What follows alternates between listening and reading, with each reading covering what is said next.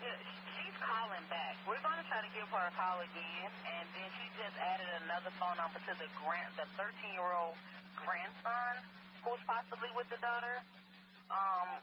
Step out with this. 2412. Veteran crisis hotline's calling in, so they have a female veteran off her medication. She's over at the safe haven. You're checking 12, we'll check that one out. 6 Rumble, 2 1 star, 57.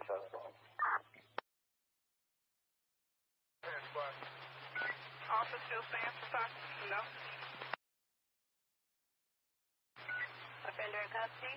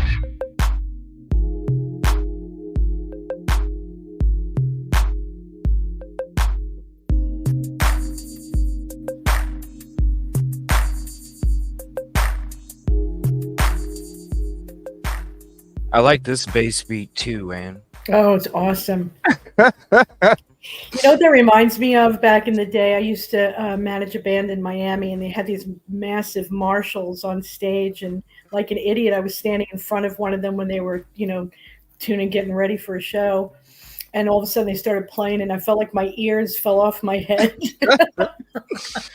Yeah, just a little bass conversation in the background before Love the it. show. Love it. What's up, buddy? Busby's gonna be just a few minutes late, by the way, but I dropped everybody's chat or link in the chat there. Sorry, I'm All right. loopy tired. Is I'm that still- Trey? I see Hey. somebody behind the chat. Good evening. Okay. How are you, sir? Doing all right. Can you hear me? Yeah. Did you get the boat figured out? Yeah, kind of. This is weird. Normally, I can hear my audio just a little bit. Oh, it's just different. Anyway, I got the boat figured out. Unfortunately, I got to do more things to it. I got to order some bunks for the sides, and then I got to lower that front bracket so that way the nose of the boat goes over the top of it. 'Cause I guess since I have so much weight up there, so the trolling motor, the 2 batteries, and then the frame and the deck, that boat wasn't really designed to have that much weight in the front. So whenever you trailer it, it's been a nightmare. I'm tired of throwing my back out. Trying to, and then the bunks. So I get the bunks and all that, and then when the boat goes on, even at current, it'll be straight. So Nice. I might splurge. I might get an electric winch for the front and then just hit a button. Well, we got to get that boat back on the water, man. Yeah, I've got to. Yeah, I'll talk to you about some stuff. We can either do it here or we can do it off stream. It doesn't matter to me. But Yeah, it don't matter to me either because I know we've been talking about something since our last show on a certain particular case a while back, and yeah, you I've got know a what I couple. mean? I've got a lot of cases I want to. I took anyway from the. I won't say the exact dates, but took quite a bit of time off. So It's I'm good. ready. You need a rest. It'll be a rest. A lot of Yeah, searching, yeah. A but lot of searching. I just want to get back That's- there out on the water. It's whenever it's like I was having conversations earlier, and it's when you're in the position that you can go out and do those kind of things, when it comes to victims or families, or even communities, it makes you feel good inside, and it's what gives you the drive to keep, giving the Keep grinding. 150%. And That's also, what it is. there's a pros and cons to that too, because I have so much drive wanting to do it. It's just like my time is very valuable. So it's like when you're doing like, I don't want to say minute things, but things that don't really matter to like the big spectrum. It's like, man, what am I doing? Right. Like, when you have a skill set and you're not Right. able to use it like you want it, that's the hard part. But it also drives you to like, hey, I can, push this much more than everybody else in a shorter period of time. So Well, it's like when it comes to doing this stuff, that's what I think people don't really understand. Even Anne can speak to this. When you're doing this kind of work, and you're trying to uncover, you're trying to search, you're trying to find answers. There's a lot of time in the background that really gets taken up just to be able to do what we're doing.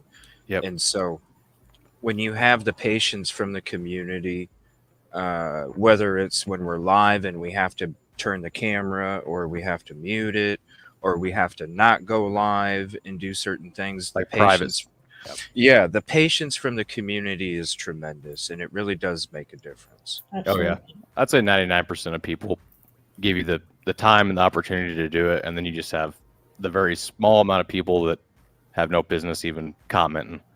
So, Right? Well done. so between the positive Trust support, it's great, and then honestly, when the trolls come in, it kind of just gives me that much more energy and that much Right. more drive to do what we do. Well, So, that's what we do too. We take the negative energy and we flip the script Channel and it. turn it into a positive. Yep. You know, you have to. That's what we do. Sometimes there's a backload. You know what I mean? Let's be real. Everybody's human. Sometimes there's a backload, but when it comes to the effort that all of us up here on panel give when it comes to the effort, that's why we don't mind the backload, because we know we can handle it, Absolutely. So shout out to you, man. I want to get back on that boat myself, man. Oh, we'll be doing some certain searches. Yeah, For sure. yeah. We gotta get some boots on the ground too, man. You want to I also want to do something with you, but I'm definitely not going to say it on air because for safety stuff. But Right it'd be a long haul for me. But I think Ooh. I got a very long haul. Ooh. Okay. I know. I Yeah. know what you're putting down. I'd have to buy some tools I never bought or used before. If that makes sense. Yeah. I So- got you. Yeah. Yeah. We'll talk after the show, man. Because if I think I know what you're talking about, I think you do. It's very important. It would be one of the most important things. I think it would be as important as some of the other stuff we've discussed in the last couple of weeks. I'll just put it that way. Yeah. Awesome. Cool. Appreciate that. And I love you, man. And Busby, get your Busby's here somewhere. Here, man. Well, he'll be here Get somewhere. All right. I do want to say contribution call out real quick before we get in. We can chit chat a little more here, and I think Busby's just going to be a couple. But contribution call out here real quick for Vanessa Vansa. Thank you for becoming a member. Hubert Wise, thank you for becoming a member as well. Angela Stanley, thank you. Also, I want to give contribution call outs for some other individuals here real quick. Let me share this. And I want to say contribution call out to user-RD5UR5BH4X for the $5 super thanks. Thank you so much. I appreciate that. That's one thing that drives me nuts about YouTube it doesn't, you know what I mean? It changes people's handle or whatever it's called. And if you didn't change it, it's just like there. Yeah. Everybody, you should change your handle. All you have to do is go to customize channel. And have you, not to interrupt, have you ever seen them change? Like you'll click on it and it says like user, the weird number, like the weird name, and then you click on it and it has like the name they chose. I've had that happen a couple of times in chat. Like I'll click on it. Yeah, it was like, what's this person doing? And then it'd have their like actual name they picked. And I'm like, that's weird. Huh. No. Oh, speaking of Busby. Did you make it? Yeah, what's up, buddy? Hey, buddy. I bet this is going to sound crappy, isn't it? It's not bad. Not bad, man. Give me 1 second. I got two more contributions. I want to say Angela Stanley 9823 for the $15 super thanks. Thank you for all that you do, Miss Rosie, Miss Ann, and the rest of your friends do. Please don't stop justice for Mica, for all of the others that need y'all's help. Stay sage and God bless. Thank you so much for the kind words. Right on. God bless. And also Misty B for the 150 Venmo. Thank you for your dedication to the community. Thank you for your support, because without y'all's support, whether it's contributions, people that are just chatting, even the trolls that are coming in, hanging out, watching, trying to get information to come out as their own stuff, even them too. Thank you for the awareness and the algorithm. I appreciate it, because it is all about awareness. So if the trolls come in and are disrespectful, well, thank you, because you just brought one more viewer maybe to Mica's situation. Right on. So appreciate that. What's up, Busby? And good evening, everybody. Not much, man. Can you hear me? Yeah, man. Where are you at? All right, good. It changed. An undisclosed location. Oh, you're badass, dude. Incognito. Incognito. I got you. No, I mean, like, where at? Like, I don't need to know your GPS coordinates. I'm talking like where are you at in the stratosphere, man? Like, what kind of building are you in, or are you in your vehicle? I'm actually in the city in Arkansas. You're in the city? What do you mean? Yeah. You're like out and about? No, I'm actually drove to the city because no connection at my place. Oh, okay. I live in the middle of BFE, man. Well, Yeah, I get you, man. And thanks for doing what you're doing to come hang out with us. What kind of microphone you got, bro? Right now, What? I'm on the Tozo earbuds. Oh, okay. Your connection sounds like solid, but the audio is a bit Yeah, Muffled. like something. your like your mouse all over the microphone or something, man. You're doing what I usually do. Is But it there sounds like that. let me see. Oh, you know what? Hold on a second. I can change the settings, Busby. Hold on, bro. I can do it. Hold on one second. Let me see. Okay, go ahead and say supercalifragilisticexpialidocious. At least you can say Supercalifragilisticexpialidocious. That's beautiful, man. All right, that's good. All right. No, okay. StreamYard's probably still being buggy, y'all. All right. So, now I wanted to discuss, please hit the like if you haven't yet. It is a free way to help as well. And thank you all for your ticket numbers. I appreciate it. Now I know you've done some videos on the 911 call, right, Ann? I have, yeah. I know we're talking about Mica's, or we're talking about Yeah. the neighbor. Yeah, Micah's 911 call. Yes, Yeah. yeah. Okay. Busby, you've been in Yes, sir. you've been in the shows as we've been discussing different things. Were you in a show where we discussed the 911 call? I've heard the 911 call as of today. I heard it again just to go over it. Is there a full 911 call, like not edited, no background No. noise? Oh, No, well, what I mean by no is that it cuts off. It that's cuts off very awkwardly. yeah. I don't think the call ended like that. Just Yeah. my No, I don't think so either. But I it mean, makes you wonder, right? you would have heard the dispatcher saying, "Are you still there? Can you hear me?" Something. In my opinion, Not just cut off, right? and they would have. I know they attempted to call her back, but they would, as long as the line You was still ended there. a certain way, yeah. Yeah, it would have Right. been hello or something. Right. Did not they just- attempt to call her back? Is that true? They did try to call her back, didn't they? Oh, I see. Okay. I don't know that for sure. I Sure. read that somewhere. I don't know if they Okay. did for sure or not. What is the for sure answer? Yeah, I don't want to put that out there. I don't know for sure. Well, that would be the normal thing to do if she was That cut would. off. Yeah. And the way that it ended too, you don't end a 911 call like that either. When somebody tells you that, you keep reaching out. Hello, ma'am. Yeah. Ma'am, are you there? Hello? So what's Like- the take on the one that has the help and voices at the end? Where is that coming from? I never Right, heard so- that one. Some people heard voices. I didn't really hear voices. They're very muffled, whatever they Yeah, are. it's one of those back and forth things, kind of like the Idaho 4 case. Did you hear voices in Linda Lane footage? Who knows? I mean, sometimes if you're looking to hear something, your ears You're will gonna tell hear you it. something that's not really there. So, Right. There should be two separate audio recordings, as far as the caller side and the 911 caller side should be. so you have heard the 911 call already, then, Narc.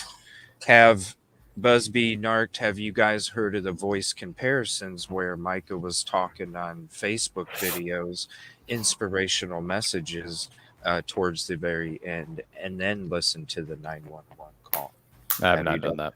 Okay, Busby?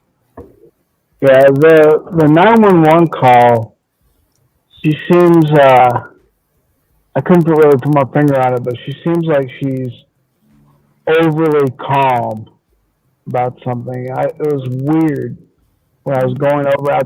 I went to a channel that had the short version of it and no commentary, and it was just Right. over and over again, just listening to it. There's some really odd differences. Very. Because when it first came out, there was a comparison about AI, right? And I had just started getting into like the AI music within the last 6 months or so, where like you know, I'm a big Alice in Chains, Nirvana, Oh Stone gosh. Temple Me Pilots, too. you know. So when Kurt Cobain was singing Alice in Chains songs, I'm like, yo, this is gold. So one Right. thing that I noticed, right, when you're doing Kurt Cobain AI voice, his voice is raspy. When you're listening to the AI Kurt Cobain It's singing clean. Alice in Chains, no, his voice is raspy. Really? Yes. Wow. So this is why I've always said I never felt like the voice was AI, because if they didn't copy Mica's raspy when they copy Kurt Cobain's raspy, that's not AI to me. That's telling me it's somebody else. It's somebody else. That is such a possibility because the cadences are different in speech, the pitch is different, Mhm. and the word to word. And if you remember, I said from the beginning when I first heard it, it reminded me of the computerized vocals that we were using early on. And there would everybody has a different way that they separate their words, the breath that they take in The between. emphasis too. The Yeah, emphasis on key parts, like Micah would have a key emphasis on the ending of some of her words, and when you have that key emphasis, that's right. that's more raspy Yeah. because you're more emphasis. So when you're listening to the 911 call, you're expecting to hear the emphasis raspy, but it's like, where's it at? Now, Jill Yeah. Y asked a question. I'm sorry, Busby. How do we explain the clear signal and no nature sounds in the background? So many Right? people have said I that. was Nothing at there. all. I'm telling you right now, you lose connection. You can go to my streams where I'm exploring the, spots or whatever. And anytime that I tried to stream when I'm going up to Lumber River, I'm still spotty before I get to Lumber River. But once I pull in, and Trey, anybody that goes will notice when you're pulling in, all of a sudden your signal It's just gone. goes kaput. And the best way to show that is when that 911 call from the fisherman. Mm. Yeah, yeah, yeah, yeah. Sorry, sir. What are you saying? It's the same thing. So, and when I'm taking you out and I show you footage when we're walking around, and I'll show you guys, we've showed it before, I'll show it tonight. You can literally hear, and this is just a few weeks after it took place, you can literally hear birds all over the place, especially as you get back deeper into the more dense woods. It's like a bird factory inside there, or was at that particular time of the season. Mm. And it's right, it's dead silent on the 911 call. Yeah, I'm drawing a theory on the 911 call I'm trying to put together. I truly believe she was sitting in a vehicle because there's no noise at all Mm. at that point in time. And So if there's no signal at the park, I mean, she could have been before the just park, down the road. maybe she did pull over because here's the thing. When I went there, I drove the exact route the first time I went there, and it's on a members only video from a while back, probably 2 months ago. I do a walkthrough because as I'm driving through to go to Lumber River State Park for the first time, I go into a town called Fair Bluff. And as I'm going Oh, to that Right. town, I'm like, this is a freaking ghost town. I've never seen anything like this. This is Main Street, and you see empty buildings going down Main Street. It's the craziest scene. So I literally stopped my drive. I pulled over at this church after you go through Main Street. I pulled over at this church, parked, and I walked down that whole both sides of the street to show everybody like what this. And that's when somebody, I think it was Michael, that said that it was a hurricane that came through and they weren't able to recover from it. So I did have cell phone service there because I was still streaming. So maybe she Yeah. did pull over at Fair Bluff and make the call if she knew she was going to Lumber River State Park. But if she knew she was going to Lumber River State Park, then why would she be so confused as to where to tell them where she was going to be if that was the purpose of the 911 call in the first Because place. someone else was driving. Right. Yeah. She met someone at Fair Bluff because it's a ghost town. There's not anybody that's going to be around to witness someone getting in the car and then pulling a weapon on her or something of that nature. Maybe. Well, I think she was following somebody, and that's why she didn't even really know if it was Fair Bluff or not. Fair Bluff? Like it's a question. Like I'm not sure. Well, if she was driving, then that somebody had said that they saw in this picture of the back of her car on the highway where the DOT picked up a photo, and it looked like somebody was behind her. So that would be the only way that somebody would be forcing her while she's driving to make a 911 call to state that. Because if she was alone in the car, she very easily could take off. She doesn't have to follow them if she was being forced in a vehicle to make that call. So something happened between that picture being taken and the park. Fair Bluff Road before the park, even, right? Maybe. The Angels just said the Fair Bluff Road before the park, even. I mean, that's what when I tried to call, because when I got there, I think I had just got here. I drove like 15 and a half hours. I got here. I was excited to go to Lumber River. So I went like another hour and a half or something north just to go to Lumber River State Park. I was pooped. And then I ended up locking my keys in my car because I had all my gear with me and I thought I had a key in my pocket and I didn't. So I had to call a wrecker to come out there and get into the car. To try and get a wrecker out there, I literally had to almost get the GPS coordinates of where I was at because I kept telling them Lumber River State Park and they're like, can you give us something else? Princess Anne Road. Can you give us something else? Fair Bluff. Fair Bluff. Okay. Fair Bluff. Okay. Right. Wow. Yeah. And I had to literally tell them, like, no, you go down here, then you turn this way, you turn right again, and then you follow the road and you see Lumber River State Park. I'm in the first parking lot. I literally had to stand there at the edge of the parking lot so they could. I don't understand it. It's a state park. Why is it? I don't know. Yeah. Well, what keeps playing in my head is the fact that she had said to someone, I guess, I don't know if it was a friend or family member, if there's ever a bullet in my head, it was JP. And he's the one that she really does have fear of or could be easily intimidated by. Right. And so I'm sorry, I changed my view. I've said in the beginning, no, I don't see him having the cojones to do that. But now I've changed my view over time because he's dug his heels so much into this narrative. Word for word, verbatim, what's on that death certificate. And I find that very odd. So, did they say a time of death? Well, it was just a few minutes after. Mm-hmm.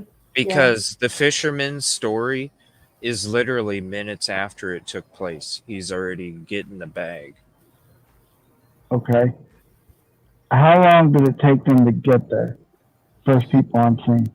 It took them roughly an hour and a half for them to actually locate her because they weren't able.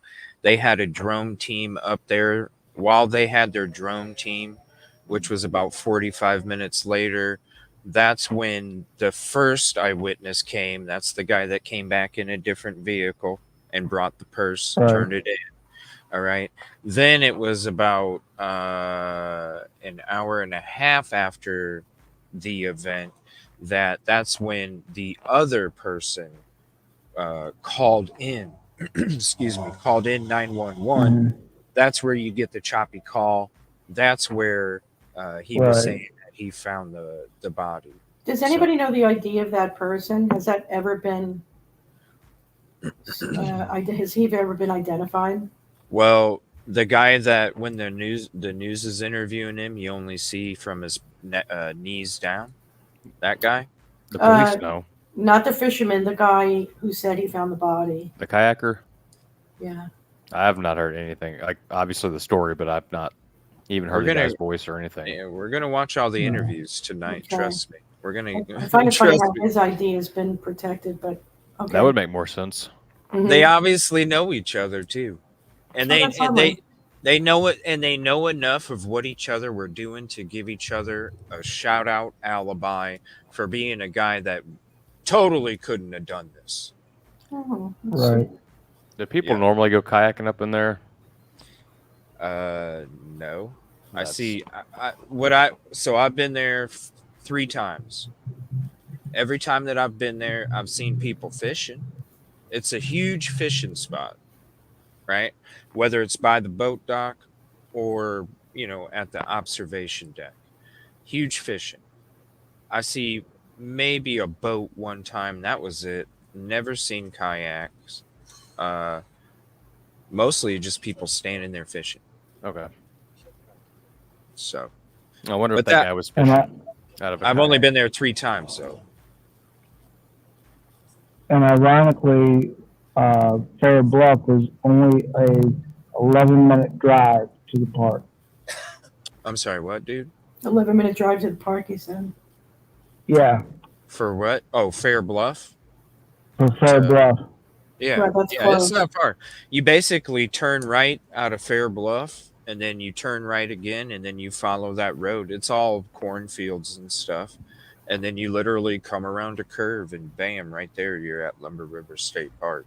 You don't just stumble upon it, especially. I mean, I'll show you guys the map. You don't just stumble upon it, and just end up there. This is a route that, when you zoom in on it, you just don't stumble upon it. Even when you watch my drive that Mica did, the full route, you even see where I turn off at this certain spot. I'll show you in a second. Mhm.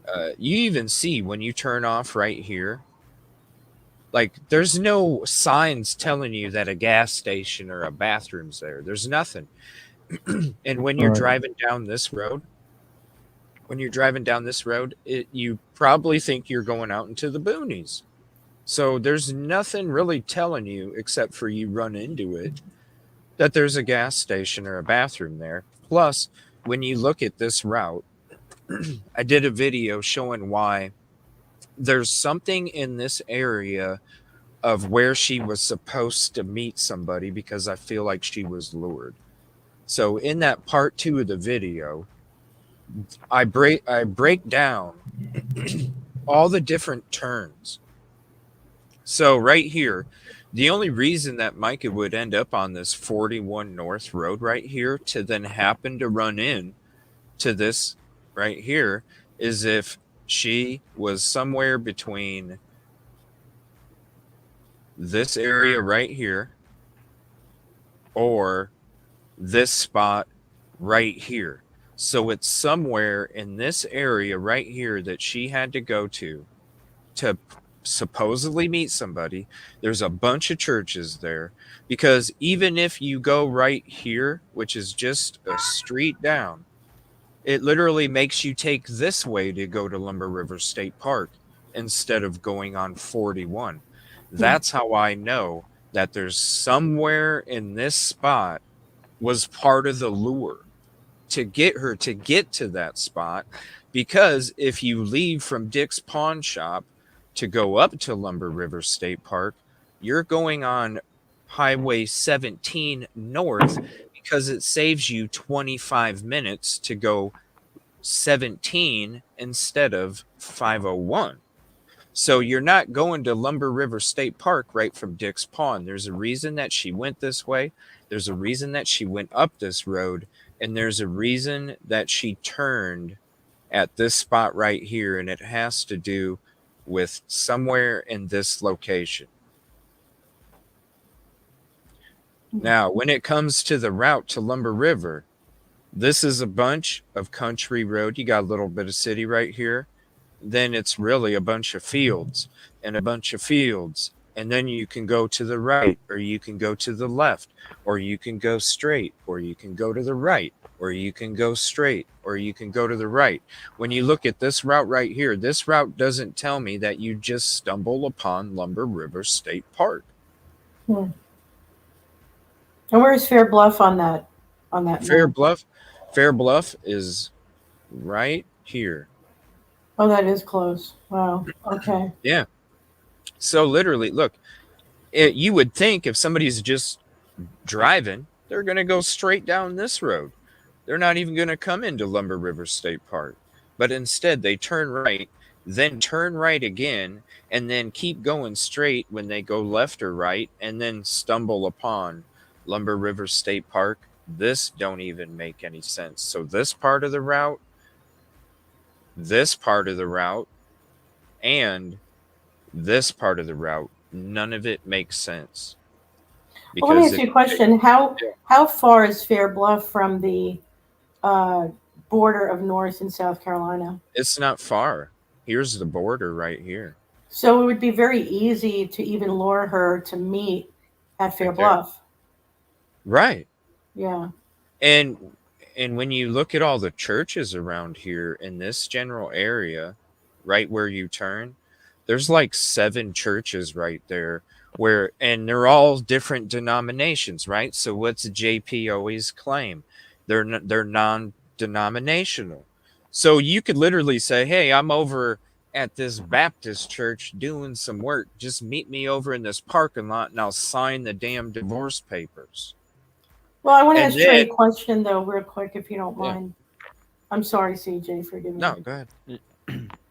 The 911 dispatcher, when she asked for location, and whoever that was on the phone was trying to give it to her, she said, well, I don't think you're in Robeson County. Now, didn't you say something in the last show that there's somewhere where you can detect, the dispatcher can detect where somebody's located? Wouldn't that say that she would be moving then, if that were possible? So, like, roughly, give or take, it depends on what cell towers your phone is triangulating off of. So, say I call 911 from a landline, it's going to ping not really have to ping, but it'll put my exact location, like, without a doubt. But whenever you call 911 from a cell phone, depending on what tower you're on, it triangulates your position. And I'm not for sure on the footage, but usually when the call first comes in, it can either be pretty accurate depending on the signal, or kind of, I don't want to say drifting, but the location will kind of drift, and then the 911 caller can enhance the call. I think that's what it's called, if I remember correctly. Yeah. And then it starts triangulating it and then narrowing it down to closer to where the person is. But yeah, if they're traveling, it could be pinging off one tower and then switch to another tower. So law enforcement should have the records of what cell towers her phone was triangulating with, or at least connected to. Mm-hmm. And then I looked at I didn't look at it, but on the, I guess the sheriff's release that you guys sent the last live, it has search history from her phone. It says Lumber River, but they didn't put a timestamp on when she looked that up. So it's the search history is on her phone, but they didn't release the timestamp. Yeah, which is very suspicious. Which is weird. And if they had access to that, then they should be able to have access to her. Like if you're on your Google account and you search something on your computer, like a map, like MapWise, or if you do it on your phone, then you can go back through your history and it'll literally it'll show you what device and all that with timestamps. The history, yeah, the pretty accurate. accurate. Yeah, the property file. And think about it too, like when people call 911 and hang up. Yeah, they show up. Yeah. You know what I mean? What's what they're trying to do, and they should be trying to call you back. Like if you hang up, they should be trying to call you back, get officers en route, and then also with 911 hang-ups, as far as say you do answer and grandma's like, "Oh, I'm fine. You don't have to send nobody out." You send someone out no matter what, because there could be someone standing next to her, at point. I hear saying that. Yep. So that's right. That's pretty much 100%. That's the standard as far as a telecommunicator. You always, you send someone no matter what. Yeah. So Talking about this. Go ahead, buddy. Gigi. Sorry. No, go ahead, buddy. Go I ahead. was going to say, talking about this triangulating cell phone towers and everything reminds me of the Idaho 4 case. Yeah, exactly.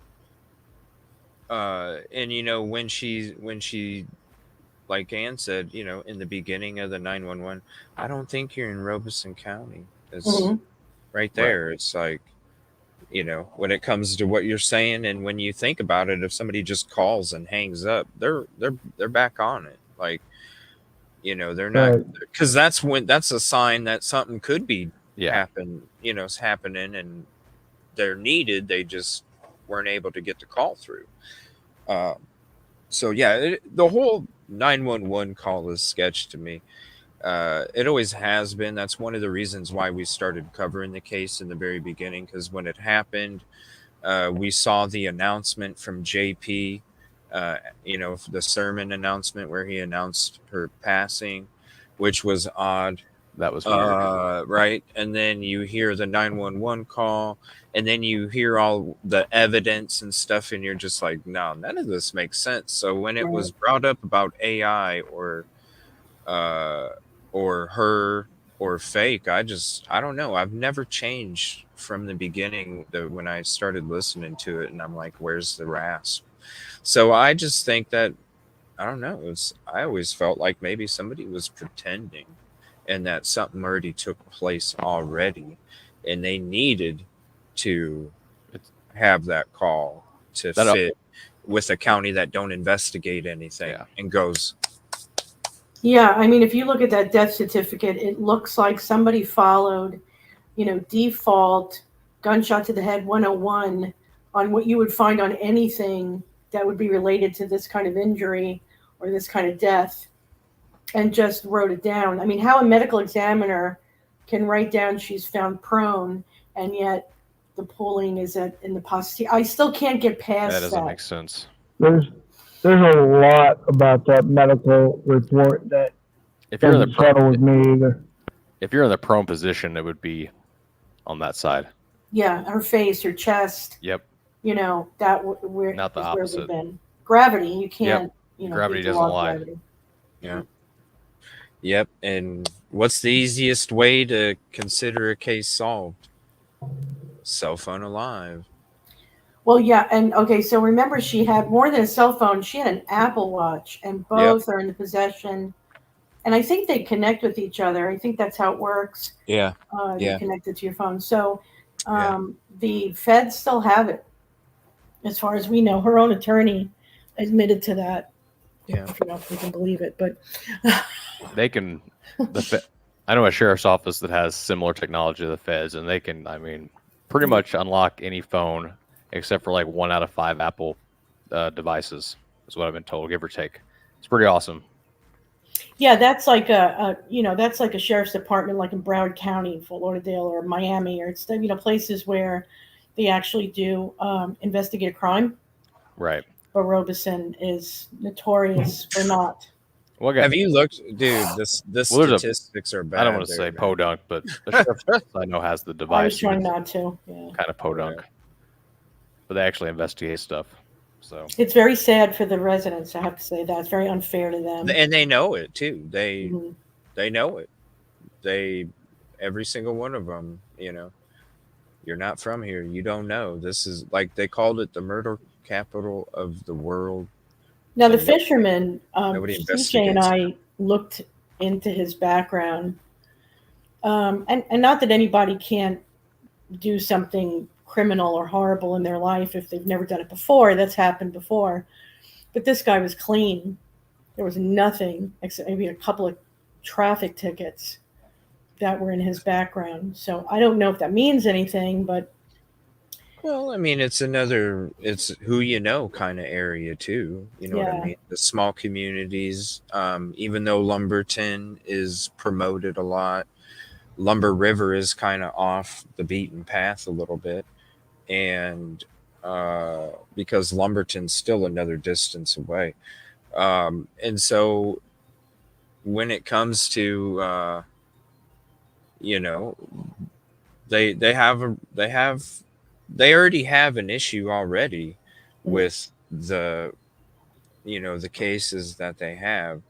And so when it comes to the reputation, and the statistics, because the analytics don't lie, the stats don't lie.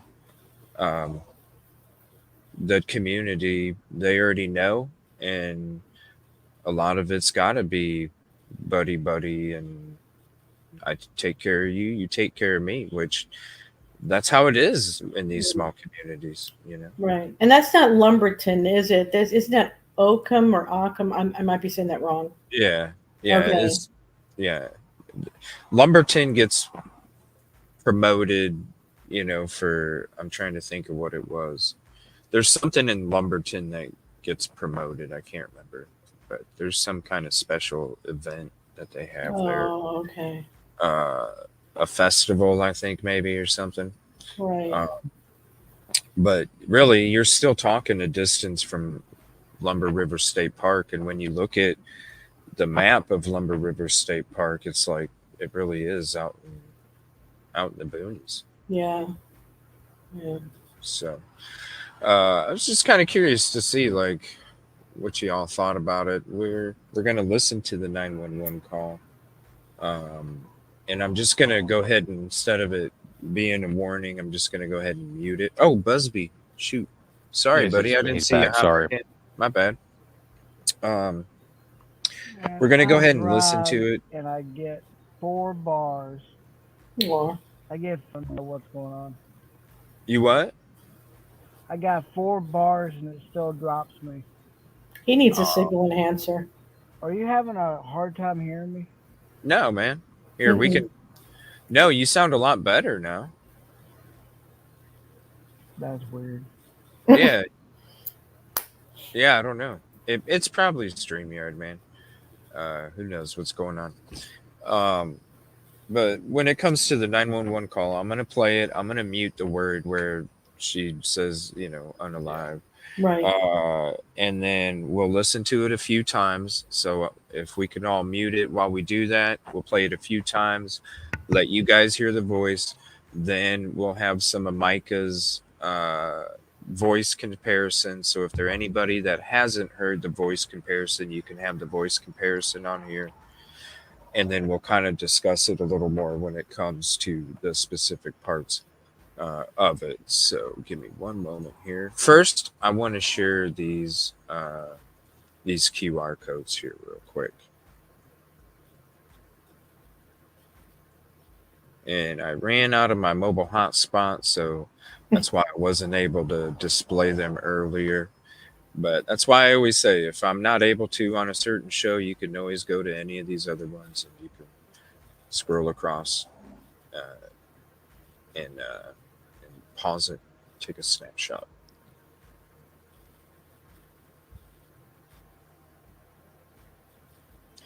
So when it can't, Busby, when you were talking about your theory, are you talking like she had somebody in the vehicle with her? She could have met up with someone and they got in the vehicle and then pulled the weapon on her. That's what I think happened.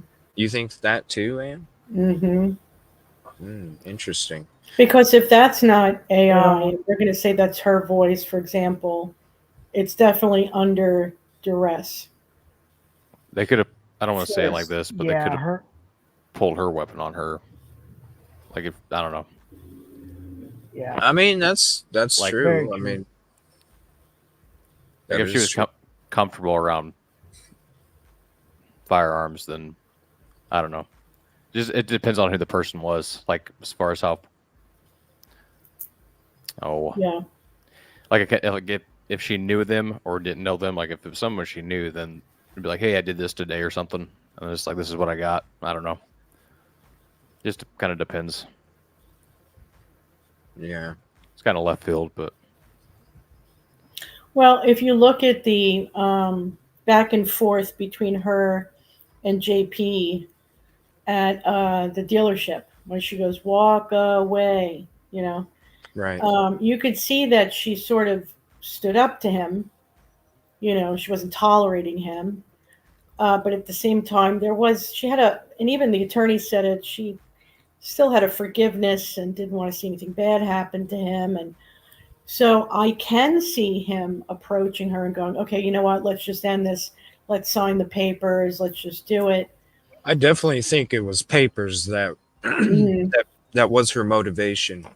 Yeah. Because To end to it. to not go to work, to go somewhere where you know it's already sketchy, and enough for you to get the weapon before you go.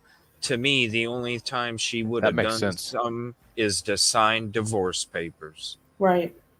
And Dude, there that was a makes note or something that he wrote her, Right. right? Or an email saying, let's just do this. Let's just get this divorce. Didn't he say that?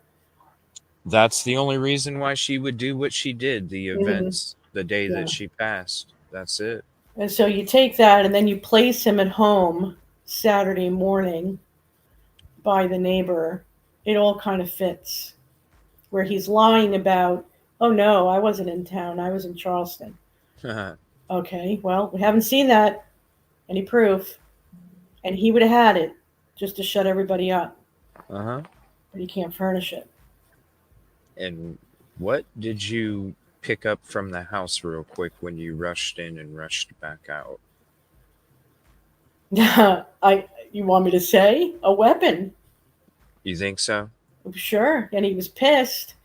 Because okay, let's go back Why to wouldn't he have Jesus. it on him already, though? Why wouldn't he? I don't It'd know. be think about it. It'd be something he wouldn't normally have on him. I see him normally carrying a pistol. Well, that's just to restrain her, but he used hers, the one she just purchased, against her to make it look like she did I this think to herself. I think it was the papers. I Well, the think he papers, ran. I think, made him do it. But if you remember with Jesus J, when he thought that he was being watched, he took off and squealing his tires. So we've got two people now who have placed him, and that's how he reacts when he's in his truck. We've already got him hitting this woman and dragging her, what was it, 100 feet with his truck. So I could see him getting these papers, getting pissed off, seeing that she's buying a gun or whatever because he's tracking her, jumps in the truck with a weapon, and well, we know what happened. Somehow coercing her between that pawn shop or gas station and Lumberton. I feel like he rushed home to get the papers because that's something he normally wouldn't have on him. And what if she did end up running into you? Then you would need the papers to solidify the lure, just in Right, case, okay, yeah. because nothing's perfect. So I feel like he rushed home to get the divorce papers real quick. That way, if whatever didn't work out ended up making her see him, then he still had this to play it off like it was a legitimate lure instead of what actually took place. I don't know. That's just because I see him with how bad he wanted a weapon and how he reached out to have it expunged so he could carry a pistol like other people in his church. To me, that says that he's got to have that, unless when he's not going to church, he probably leaves it in the truck. But I bet he is a dude that literally walks around everywhere with it concealed. I just see him being that type, especially if you're using a vehicle to attack people. That means you ain't coming with these. It means you're coming with what's in your belly. Right. And Say, Natalia, his tag was scanned on the highway. Not BP. You can't prove that he's in that truck. We well, also know that he's got multiple pickup trucks, I dark mean, colored big pickup trucks. So when you're trying to close case it, hey man, I drove up this highway to leave, and I drove back down when I came back, and I'm not telling you anywhere else. I drove in the middle. All right, sir. All right, we got you on camera here. All right, we got you on. All right, it works out. All right. Even law enforcement says they don't know who's in the vehicle when they approach it. Right. where did you hear that the protection order was denied? Somebody said that in the chat. Where did you hear that? Because that's not what's been said. Do you have proof of that? Because we were all under the impression that it was approved. Good evening, everybody. Thank you for hopping in. Oh, yeah. Just throwing out there some stuff. Anyway. Well, please hit the like if you haven't yet. If you're not subscribed to our guests this evening, here is their links to their channels. Please consider doing so. Mhm. And let me get this one, and then we'll start listening to this 911 call, and then we'll listen to the voice comparisons when it comes to her voice, and then we'll kind of discuss it again, whether we think it's her, AI, or fake. All right, so we'll go ahead and play this real quick. I'm gonna, if we can all put it on mute, I'm gonna mute the music, and then you guys can have the absolute clarity when it comes to hearing her voice.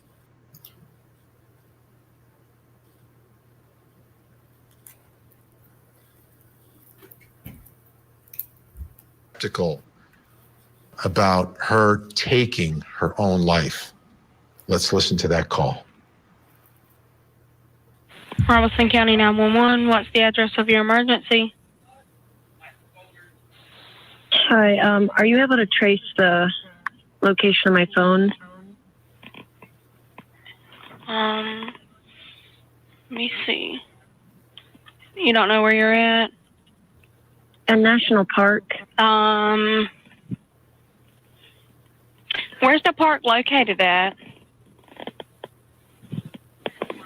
In Fair Bluff. Let's see. I have my location on, I think, on my phone.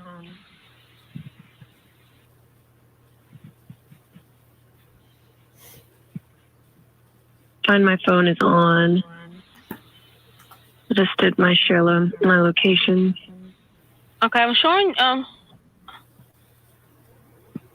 hold on one second.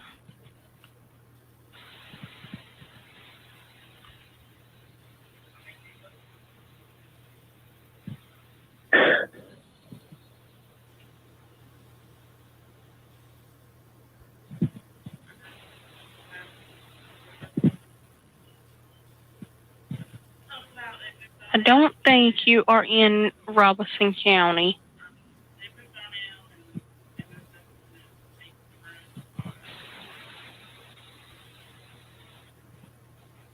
Yeah, the Lumber River State Park. Yeah, that's where I am. Okay. Tell me what's happened. I'm about to end. I just want my family to know where to find me. Okay, ma'am. Just listen to what I'm saying, okay? Let me make sure I got the exact location where you're at, okay? Just 1 minute. It's sad. It's tragic.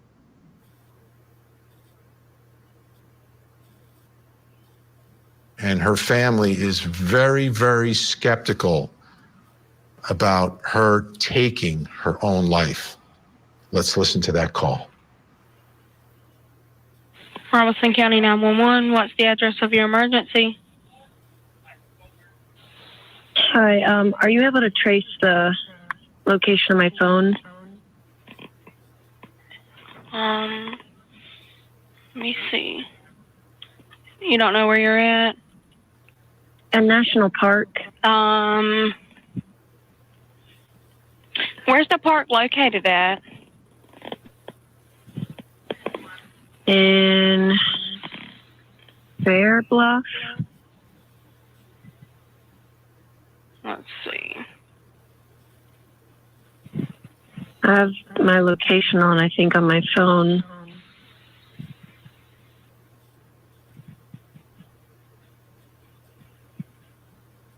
Find my phone is on. I just did my location. Okay, I'm showing. Hold on 1 second.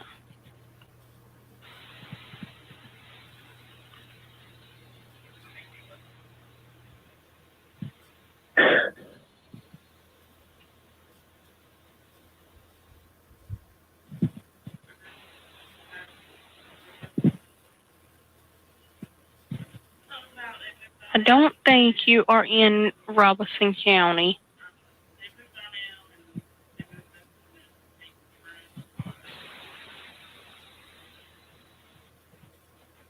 At the Lumber River State Park? Yeah, that's where I am. Okay. Tell me what's happened. I'm about to and I just want my family to know where to find me. Okay, ma'am. Just listen to what I'm saying, okay? Let me make sure I got the exact location where you're at, okay? Just 1 minute. It's sad. It's All right. Yeah, and the way that it ends, like Fitz News dropped it when it came out, and it just cuts right off. She has an echo. It's the first time I listened to it with headphones. Wherever she's at, there's an echo in the background, like majorly. Mm-hmm. I have headphones on now, and I heard that. So. It's the first time I've listened to it with headphones. So now I did hear other people talking, and I think it's probably the other dispatchers. it's either that, a TV, or maybe other officers. I couldn't really tell. Like you can hear like the I think it's on the dispatcher side, like a chair crunch, or like a. If that makes sense, like a kind of like a shiftment or movement. Mm-hmm. So I don't know if she was doing like a, hey, I got one, telling the other telecommunicator to get like people en route or something. Mm-hmm. But they should have 2 separate audio channels, to where you 100% can rule anything out, like whether it's on the dispatcher side or her side. Like there should be two recordings that separate that. Mm-hmm. So it's very odd. And then like SOC Rebel, I mean, this has got to be the comment of the segment right here, is they never asked her name. When you hear something like that, I mean, location and name, right? Well, whenever I dispatched, it was like location. But as soon as I had that information, you start getting some info. So they should at least said, "Hey, what was your At least get their name, so that way they know when the officers are en route who to make contact with." But so why would it be cut off then? Because to me, makes no sense. Yeah, because that would be part of the 911 call that's released. Wouldn't you want that released with the 911 call if then the operator says, ma'am, Lumber River State Park, what's your name? That would be released.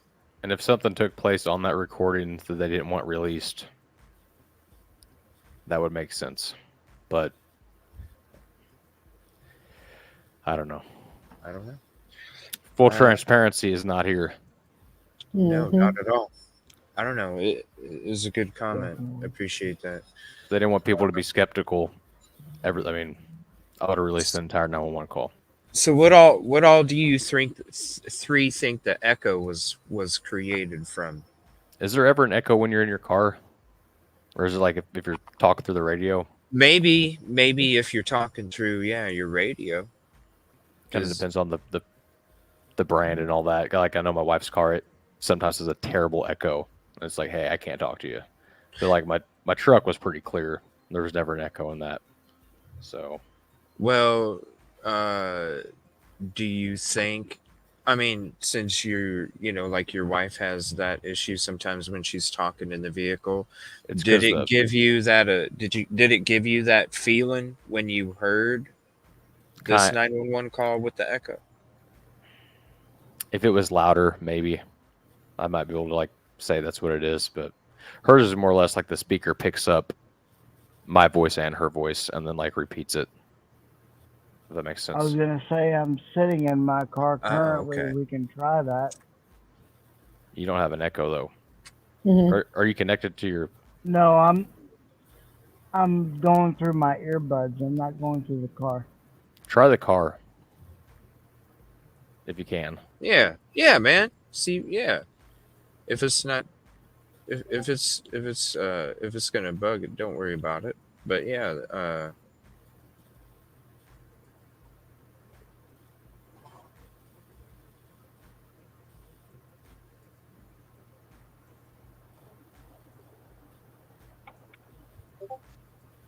So today my heart's a little heavy. so we're gonna. Oh, Can you hear me? yeah, we could hear us too. So yeah, Yeah. like Narc was saying. That's what my wife's car does. Yeah, and I didn't hear that in the Mica call. I didn't hear that part either. No, you would have heard the dispatcher. Mhm. Hey, Busby, you talk for a minute. All right, so you would have heard the dispatcher, but this Yep. is nowhere near what we heard on the video, on the recording. No, not at all. No, it's not that kind of echo. Tough topic, extended 90. All right, I'm gonna. That way we don't Y'all good? want to get it right. Yeah, I had my radio on. Didn't want to give you a copyright. You're good, man. Here, let me see here. Tough topic has the extended. Could she have spoken into the watch? Would that have made a That's true. difference? Ooh, That would that's make a good. sense. That's a good idea too. That's a good theory. I wonder if her watch had signal, like as far as like its own. I wonder if it had better signal as well, better than the phone. I'm not a watch dude at all, so I can't. I don't even use Apple. I don't either. I can't afford an Apple Watch. I know you can get a used car for that price, right? Yeah. Anybody in the audience that has an Apple Watch? Like I know some watches have their own like SIM card to where you can like you can either use the phone number on the watch or you can like have it go through your phone. Like, yeah, my that makes daughter sense. does that. She calls Yeah. me from her watch, like 007 or something. Yeah. So I don't know how those sound.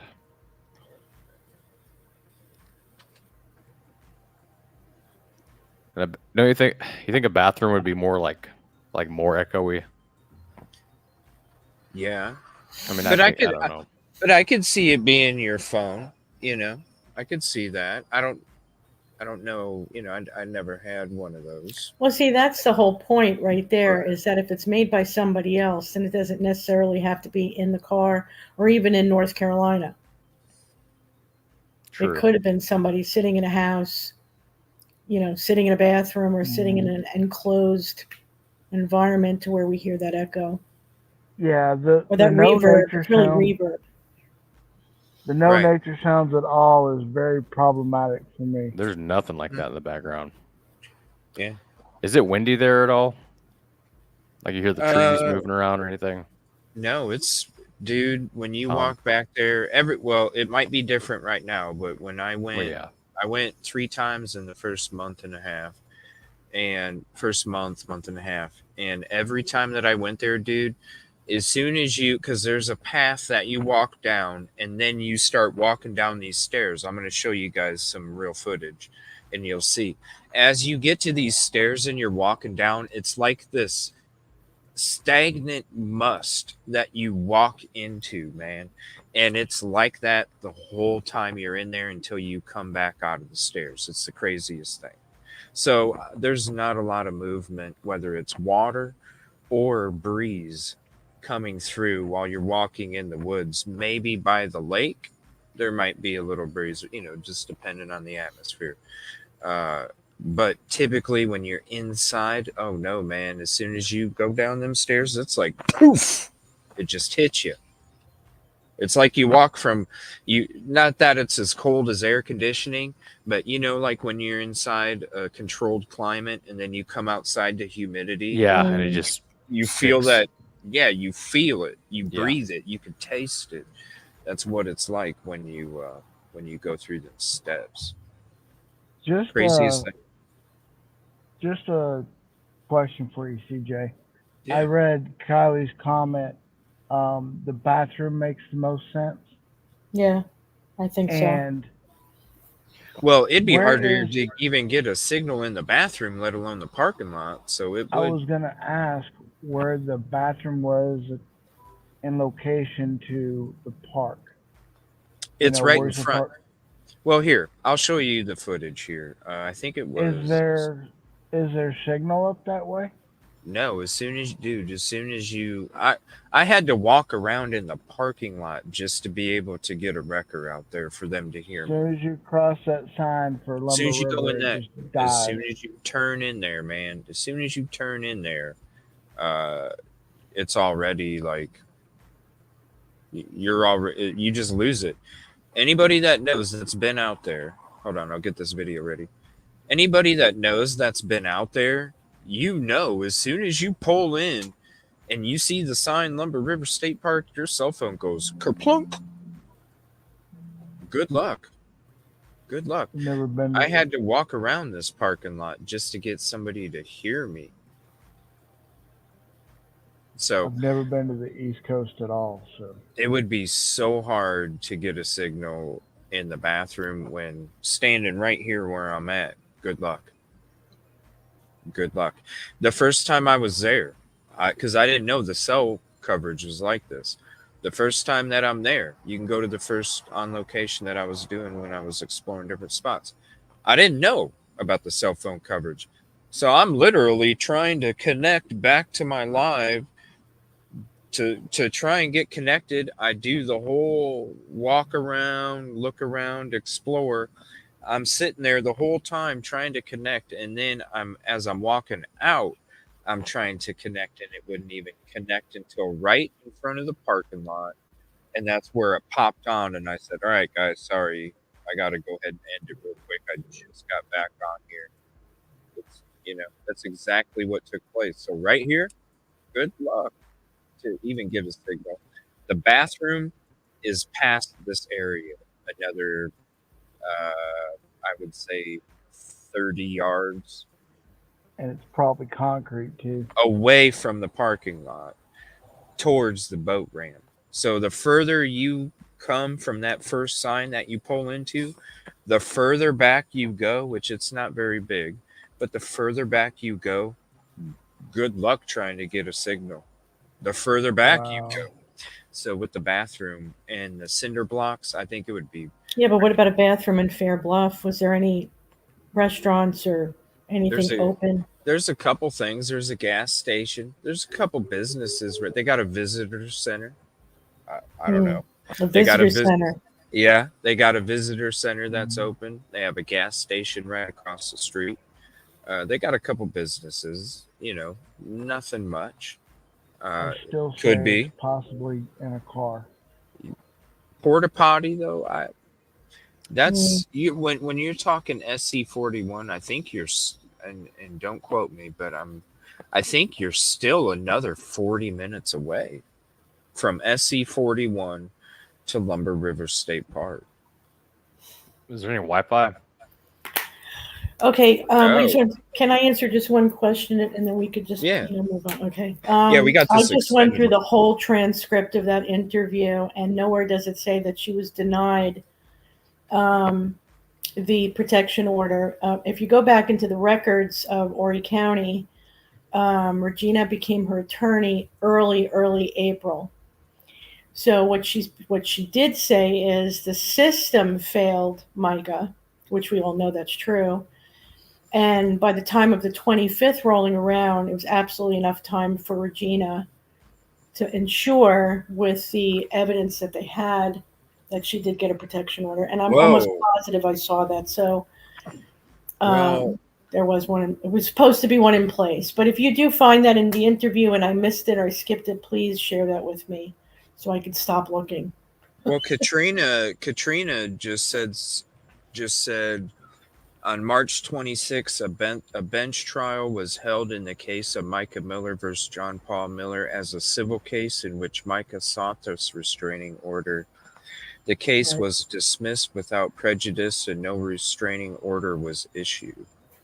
Okay, so then, okay. I need that record. Fortunately, Mica's request was not granted. If you or someone you know is facing a similar situation, it's essential to explore other legal options. In cases where a protective order is denied, the petitioner may consider appealing the decision to a higher court. I'm not finding that. I am not finding that in the records at all. At all. So please, if you can pass that this way. Yeah. Because that helps in the fight to get the legislation to show them you did fail this woman. Because that law was supposed to be in place years ago, way before this happened. So that would help. That would help a great deal. Especially a bench trial. Mm-hmm. That's a bunch of people. Like, that's more than one soul. Yeah. That's more than one soul determining that result. Yeah, that's what I thought. That's true. Shame on all of them. Because somebody should have. I don't know. Maybe there was people that spoke up, and they were outruled. I wonder if you could get the transcripts from that, just to see what went back and forth, like as far as what was said. Yeah, because there were supposed to be two things he was served with on the 25th. One was notice of hearing, and the other one was the protection order. That's what I had seen. So the meeting on the 26th could be that it was already done on the 25th. It was already taken care of, and there was no need. And so that's why it was not so much denied, but they just had no reason to have to go through it. So I don't know. Yeah, the records are very important. That's messed up, man. That means multiple people said no. Somebody. Yeah. Something's very, very wrong. All right. I'm going to show this real quick. We'll get back in there. We'll listen to the extended 911. Then I'm going to play you a voice of hers. And then I want to hear from you guys, each one of you, what option you choose. And then I'll ask you guys in chat too. All right. So here's a couple videos, quick videos real quick of me walking the path. See that building right there, that tan building? There's your bathroom, Busby, right there. All right. Okay. All right. So this is me walking down the path to get to the stairs. Okay. So right here, it's spotty at best. Behind me, where I'm standing, is where I actually connected at the parking lot. Now, basically, we walk around, and this gets us to the observation deck.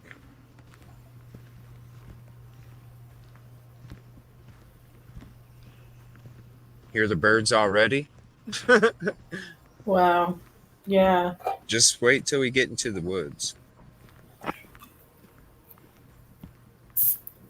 So this was from 6/4. 2 months. Wow, 2 months ago to the day, people. Holy crap. Wow. Isn't that weird? Wow.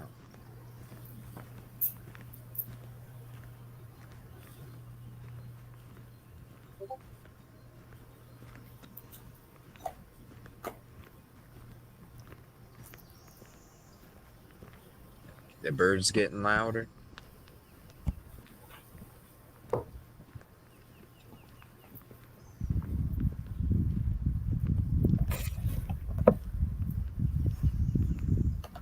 I'll turn that down. I apologize about the wind. You pinned a wind blocker on the GoPro and it just burns up even quicker. It makes no sense. Huh. It already gets hot enough as it is. Just walking around doing this. It actually shut off on me a couple times. Mine does the same thing. You know what I mean? It's like, come on, GoPro. So I've resorted to use another equipment. But I'll do little videos and stuff like this, huh? The GoPro gets hot and shuts off. Oh, too. dude, for real, so quick too. Usually and that's with something no important. attachments. Are they made Right? by the Are they made Every by time. the same company that makes iPhone? I don't think so. My iPhone does that all the time. So these are little things on the side as you're walking. Okay. Now you can see this path on Google Maps. You'll see the path going to the observation deck, but before it gets to the observation deck, it goes to a T section. You'll see the T section when we come up to it. It's where there's 3 signs. Turn that down a little bit. It looks like a nice park. Oh, it's a beautiful place. It really is. I love nature, so I used to just do this stuff in my free time. Is just go for walks and mountain bike rides and nature parks and stuff. I love nature. My kind of thing also. Yeah, I love nature. I cannot stand big cities. I have to have a big city, man, because then I get bored. I can find plenty of things to do in the woods, but I go into a big city and I start getting anxiety like crazy.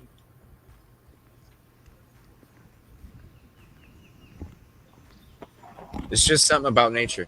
That's like, I love golf, you know, and people are like, man, I get so upset when I go. It's like, man, I love being out in just nature. It's just peaceful. So my golf game is nothing but peaceful. Yeah, I can't get into golf.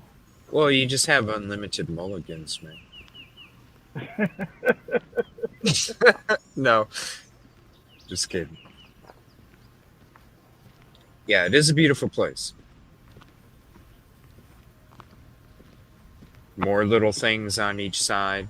So it's not like when you look at Google Maps, this is the difference between looking at it on a map and walking it. When you're looking at it on a map, it looks real tiny, but this ain't no small walk. It's a lot further out there than what I thought it was at all. I thought everything was just right there. Yeah. No, it's quite a walk. And we're not even at the stairs yet. All right. I apologize. I have no signal out here. Yep, there we go again. No signal. I'm learning. Lumber River don't have any. My microphone that doesn't have a headset because my other phone won't connect. All right, so here's those stairs. So right here, 3 or 4 steps in, all of a sudden. Slick surface. Yeah, that's no bueno for me. Sketchy stairs, too. It's identical to one of the places I go diving. Those stairs are terrible. Yes. Hold on, guys. Be right back. Like they're gapped. Missing dirt. Step. So if you trip, you're falling. I usually walk on the side. I was living dangerous that day. Yeah, Humpty Dumpty dumps all on all them stairs. I wouldn't. Oh yeah, for sure. If you fall forward. So here's where the T section is, and this is where you come up to the 3 signs. So when you're looking on Google Maps, that's the 3 sign area where you got the T section. Now here's the next one. This is as I'm walking to the observation deck. From the 3 signs, going to the right. Birds, nature sound. You can hear white noise in the background. The trees ruffling a little bit. That's why I say there is no way in hell that she is down there when she made that phone call. Listen to the birds. Yeah, there's no way. Birds, trees, and then gravel footsteps, depending on where you're at. But so here's the observation deck.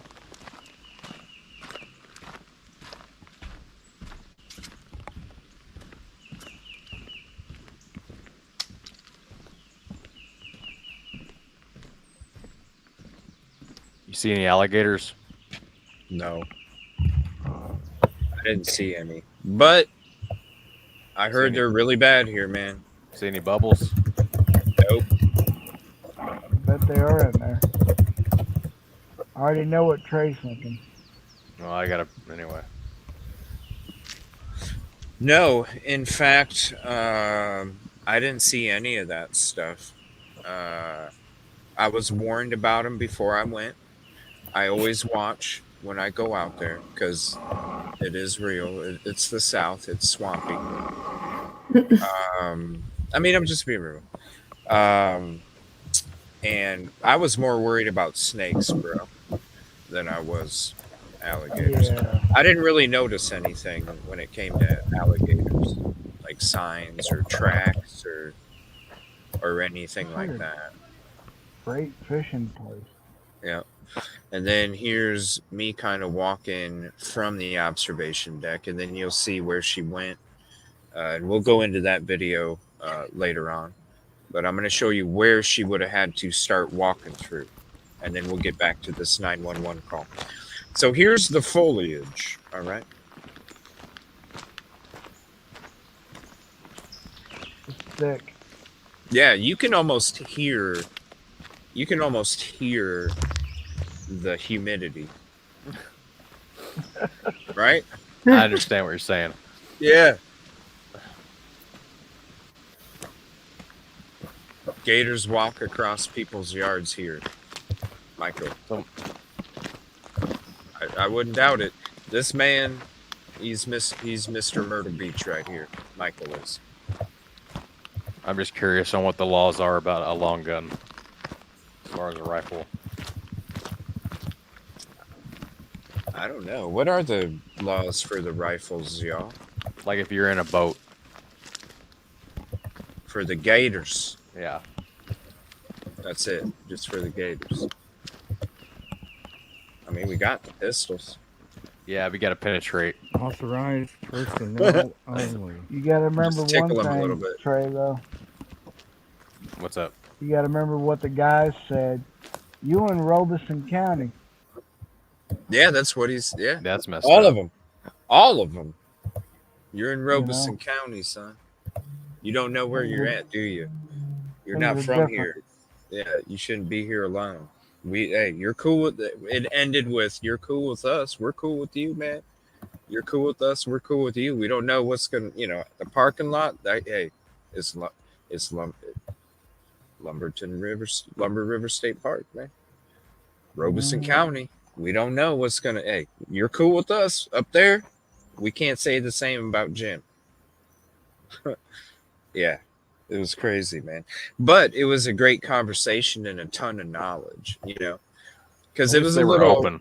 It was dude. It was sketch as hell from the. It was sketch as hell from the get-go. Like when you got 6 people and you're like, "What are you doing?" Yeah. Who are you? Oh yeah, let me see your channel. Like you're in Robeson County, like they don't investigate shit. It sounds like they're just letting you know, like, hey, murder capital of the world. Yeah, pretty much. Tell them, Nancy, ain't that true? Yes, it is. I lived here my whole life. They don't investigate shit. I'm like, okay, dude. It got to the point where they were telling me, like, yo, man, like you're here by yourself. You're not from here. They're like, you don't know where you're at. They're like, we could have you running out of here so quick the soles would come off your shoes. And that's when I lifted up my shirt and I said, I'm all right. I'm all right. That's like, where it got, man. Like, I'm good. Are you good? Like, yeah, that's if someone where says it that, got. like, I'm getting defensive and right. I lifted up my shirt. I'm like, quick. I'm good, bro. Like, it don't matter how fast somebody runs it. It matters how fast you can pull it out. That's wild that they said that. Like, we'll have you running out of here so fast. Right. But it was cool. Like, it was a great conversation. It was a very knowledgeable conversation.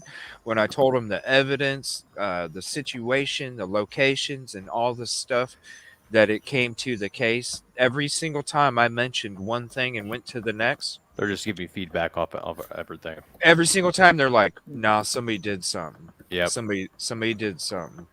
Somebody did something every single time, man. You should just said, "Hey, you guys want to help me out? Make sure nobody messes." Just No, go that we're way. good.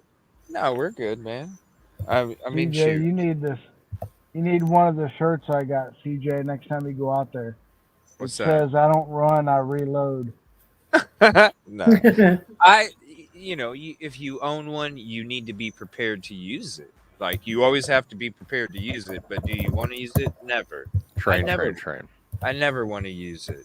But Yeah, do you I don't want have to, but there's a lot of weirdos out there. That's just all I ever say about it. Hey, man, it's the law. All right, so we're gonna get to this. That's so she basically, and this is another thing. When I talked to the family, I was like, doesn't that seem weird that she would have went down an unauthorized or authorized personnel only path with being such a Christian, right? You don't want to break rules. Yeah. You don't want to disrespect property or whatever these things are, right? You want to, and it's not like she went to the office and said, "Hey, is it okay if I would go down that authorized personnel only so I can go Exactly. do this to myself?" Right? It's one thing when Exactly. you get the permission. It's another thing when if you're that much of a Christian where your husband is able to use the faith and twist the words in such a way where it makes you feel like you're not living the way that a wife should of a godly individual, right? Mhm. So it's like, what? No, it didn't make sense as well that you're going to go down and authorize personnel only. Yeah, it totally doesn't make sense because you're calling 911 to tell them where you're at. Then you're gonna go hide. Yeah, that makes no sense. And when you see the path that it takes to get to the spot, Right. dude, it's like, how do you even? It's just like the route when it comes to Lumber River State Park. It's like, how do you even come up with this route? Just like this, how do you come up with the route to then go to where you were found? No, it doesn't make any sense at all. All right, we'll get to that. We'll play the extended 911 call. All right, this is from Tough Topic. And let me see, where did I put? Oh, 1 second. I got to get the channel again. So here's the link for the channel. If you're not sub, go sub up. Here is the channel link. And we'll check out the extended. I've watched Tough Topic, yeah. Good channel. 350. Yeah, it is. I enjoy Hot Topic. Or Tough Topic, I mean. Man, I'm still trying to recoup from that trip, man. I only got like 5 hours of sleep and I was up for like 26, 27. I didn't sleep. I didn't even get a nap after the protest today. I was going to try and get a nap, but I ended up working the whole time. I'll get some sleep tonight. All right. So here is the extended 911 call. Will shock you. Moments before is the time. Captured a few seconds. And so there's talking from a gentleman. Like it says, like, grab her arm, would say go, the call ended. I hadn't even heard them myself, honestly.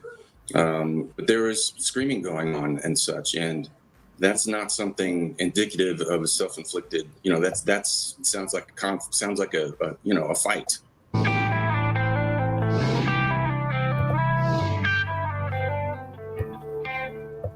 Hi guys, welcome back to my channel, Tough Topic. My name is Brittany. I hope everyone is enjoying their day. I have some more information on the Mica Miller story, and if you need to get caught up, just go to my playlist, Mica Miller.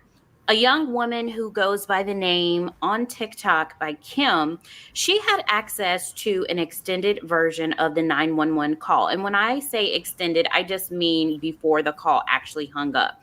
This all took place on April 27th from Mica Miller. Keep in mind, the original version of the call ended with the operator saying, "Let me make sure I have the exact location of where you're at, okay? Just 1 minute." And then that's when the end of the call was for us viewers. There's actually more there before the call hangs up. So Kim decided to use the equipment that she has to enhance and focal separate the actual call.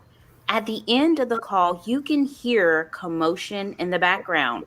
Sounds that can't clearly be established, but you can clearly hear that there are individuals in that call on Mica's end, not the operator's end. A lot of people have been saying that the noises in the background was from the background noise at the actual location of the 911 operator. However, that's not the same thing that we are hearing. Full disclosure, the person who separated this video has already sent this information to investigators. Take a listen. Turn, wait. What the hell? Help. Mm-hmm. Get set. And then the 911 call technically ended. So when I hear... Huh. Hold on. Let me slow that down.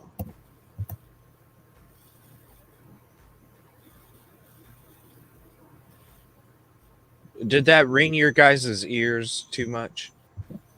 The level?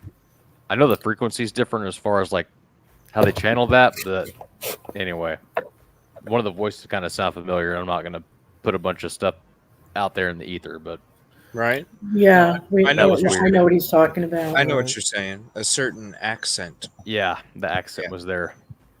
All right. This is 0.5. Turn, wait.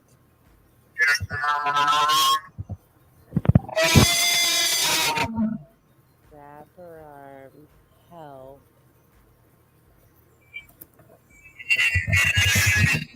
It's set. Oh, hell no. And then the 911 call technically ended.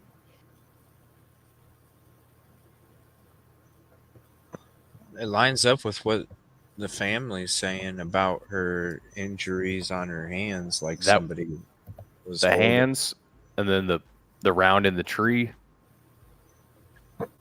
plus this, right? And that kind of makes sense. And then it ended before, the call ended before anything took.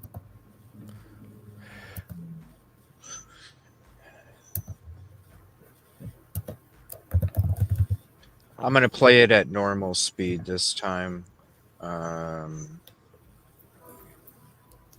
Just to listen to it one more time at normal here.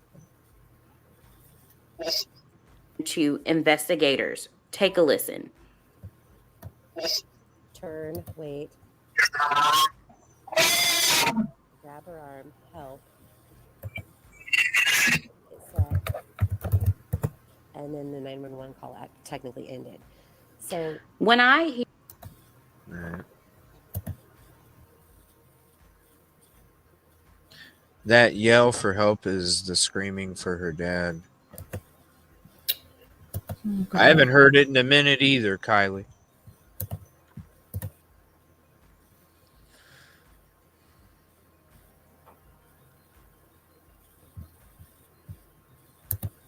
I haven't heard that in a minute either.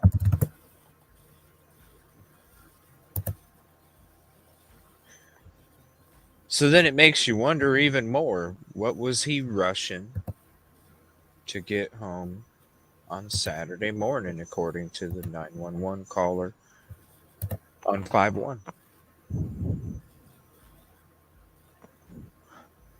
Because everything took place before that, way before he was supposedly coming back in at 222 on Highway 17. Mm-hmm. And when you're being placed there in the morning, you know it's the morning. You know it's not noon. You know it's not afternoon. You know it's not evening. You know it's not overnight. It's the morning. Yeah. Pretty good window. And small if you're, window. Yeah, if you're gonna get up and you're going somewhere to where he almost hit you because you were on your way somewhere, to me it says between the hours of 6:30 a.m. and 11:30 a.m. is when JP was hurriedly coming home. real quick to almost hit that. Now, she left, it was like around noon. So, I really think it was to go home to get divorce papers. And maybe it was both, Anne. Mm-hmm. Maybe it was both, papers Mhm. in. Well, you had to restrain her somehow. You had to The stop divorce her. papers. Oh no, the errand boy is going to go run out and say this now. Crap.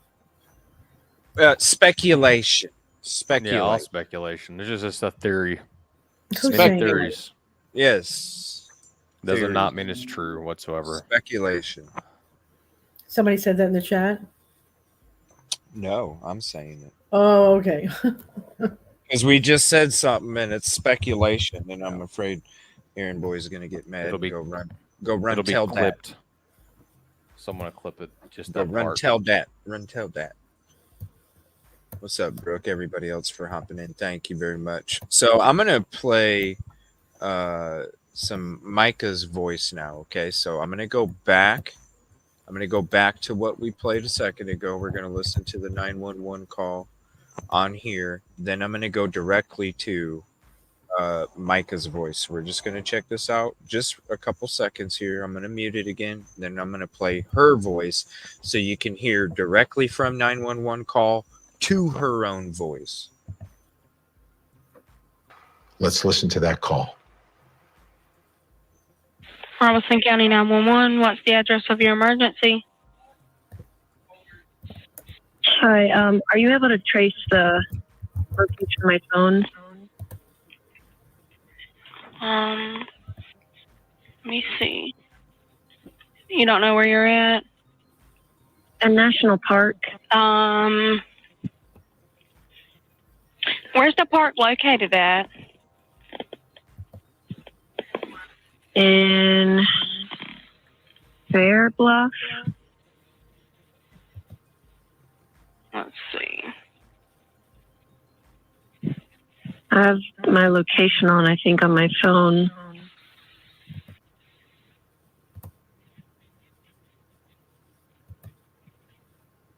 Find my phone is on. I just did my my location. Okay, I'm showing, hold on one second.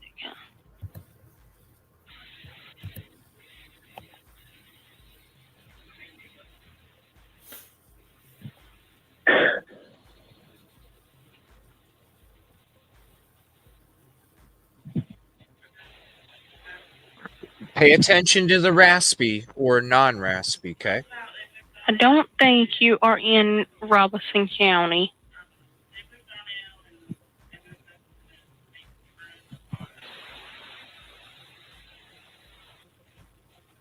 At the Lumber River State Park? Yeah, that's where I am.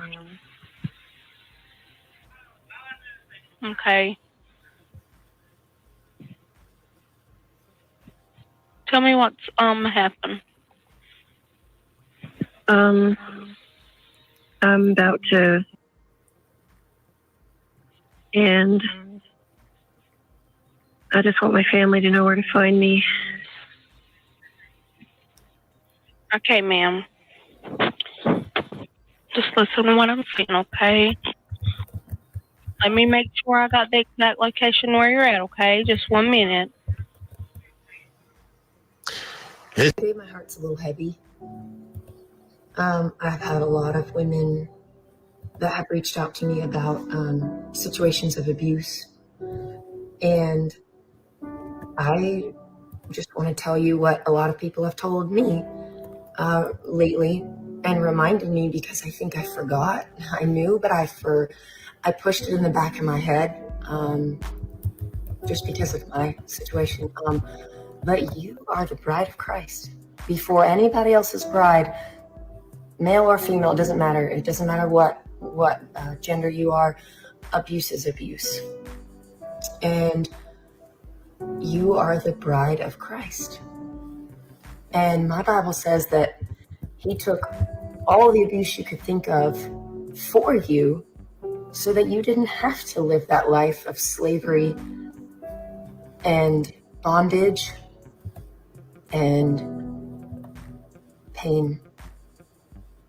Jesus took it all for you, so you don't have to stay in a abusive relationship, whether that's sexual, whether that's somebody forcing you to take illegal drugs, or alcohol abuse, or physical abuse, psychological abuse, making you think that this is all your fault, or you're a bad mom, or you're a bad wife, or you're a bad husband, or you're not giving it your all when you know you are.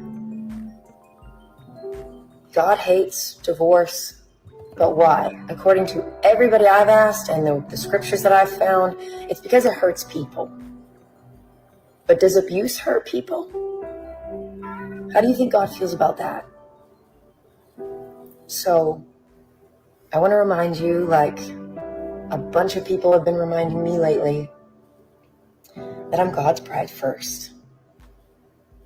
And even an earthly spouse, who's a good spouse, when they know that their bride is being hurt, just imagine what an earthly spouse does. What do you think your heavenly spouse does when you're the bride of Christ and he sees his bride going through abuse and hurt? What do you think he thinks about that?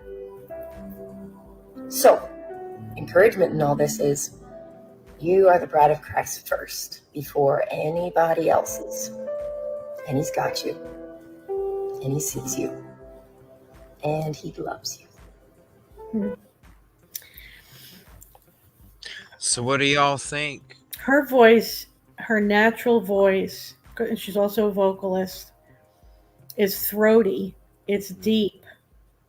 It's larger than the voice that's on that 911 call. The 911 call, if it makes any sense, is leaner, is not throaty. It's more nasally or less in the throat. Mm-hmm. That's what I hear. Substance. Yeah, it's like the size of the vocal. And she's got a powerful singing voice. I'm sorry, Tracy. Sorry. I'm just saying. You're good.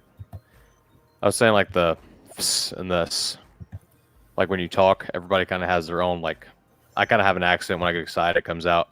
And then sometimes like when people, I don't want to say enunciation, but like the and the, like the way you say certain words, there's kind of like a, I don't know, more air or like more of a noise. Right. The 911's like just kind of, yeah. Yeah. Yeah, there's more. The best way I can describe it is substance. There's more of it. You know what I mean? There's more of it in the voice. And even if you're talking low, monotoned, you still have it. Levels. Right. So what do you guys think after hearing the comparison? Do you think it was her? Do you think it was AI? Or do you think it was fake? Like somebody pretended to be her? I always felt like somebody pretended. No matter what it is, it's not her. Just weird. Like a crappy AI version. But again, I mean, I wish I could play it for you. All I can do is tell you to go search it. Just look up Kurt Cobain AI voice, Alice in Chains, and I'm telling you right now, you will hear the raspy of Kurt Cobain. So I feel like if it was AI, that's because think about it. What is AI really good at? Copying somebody's vocal features. I don't think it's AI. Yeah.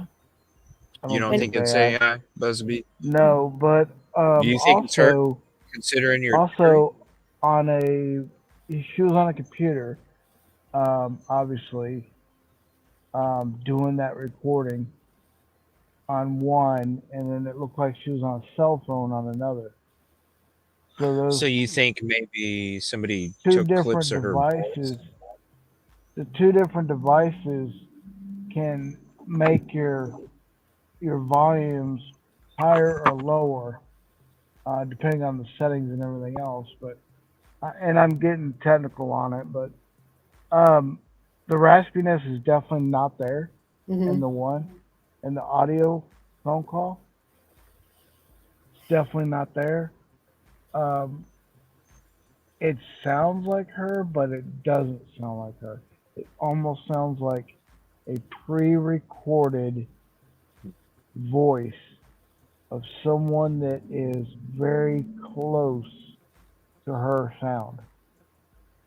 That's not the first time that's been brought up, so your theory is totally legitimate because I do hear a lot in the community of that where they think that if it was some kind of AI or recreation, okay, it might not have been the AI that we know, but a recreation of like what you were saying, clips of voice to make the call.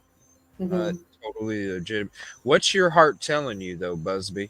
Is it telling you clips Well, of her voice, or is it telling you somebody I else, have to, or is it telling you her in the car with somebody actually, I have to be very careful because it's your channel. If I say the wrong thing, you're gonna get hit or something like that. But we know that JP rules this church, and we know that JP has things over individuals in the church. Right. very true.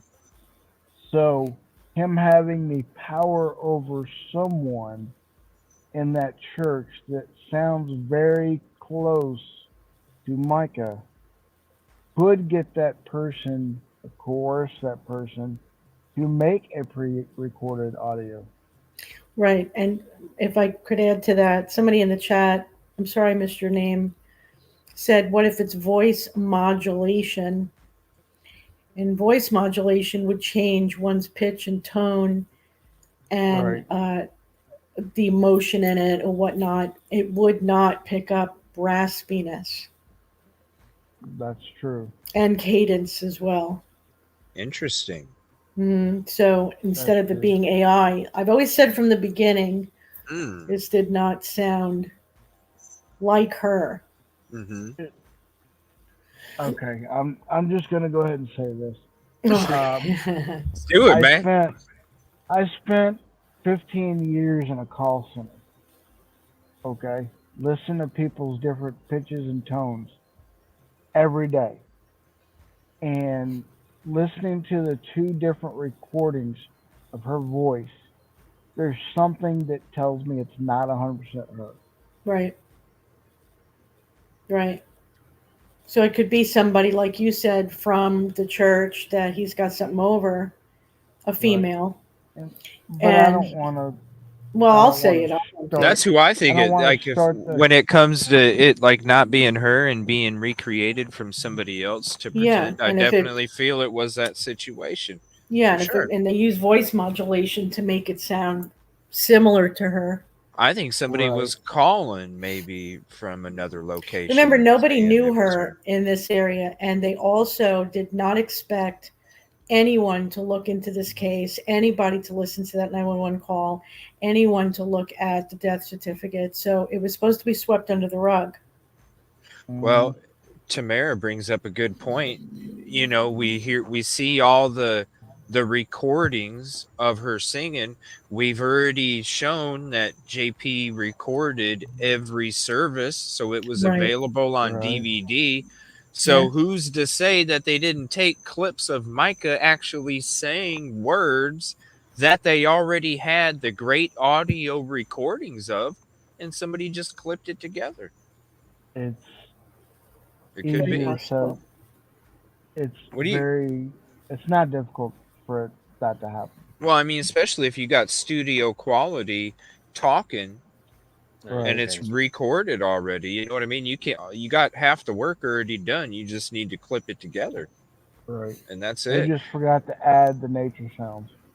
There's a call going around, a voicemail that she allegedly left for JP.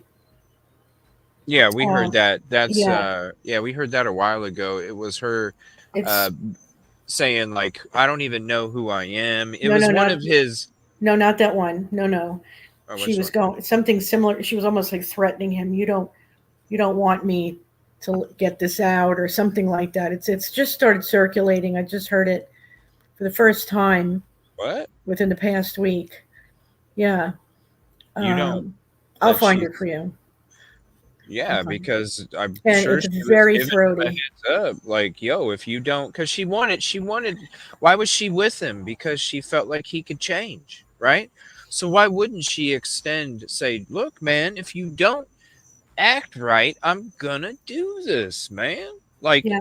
Yeah. you know what Pam, I mean? And do you know where to yeah, find that, Pam? She said she heard it too. And yeah. when you hear that, you hear a difference. That's not the same woman on that 911 call. The door video of him having her purse. Because we watched that a while ago too. That was No, Pam knows what I'm talking. She was like, no. oh, like I got something on you, or oh, you don't know. Okay, I'll look.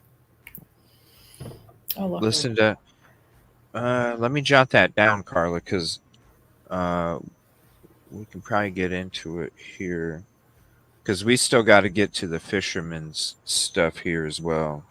We might not be able to get through it all, but it's all right, because I figure we'll go ahead and get through it again on Wednesday, the next time we hang out. Narc, what do you feel, man? While I jot this down, what do you feel about the 911 call after this?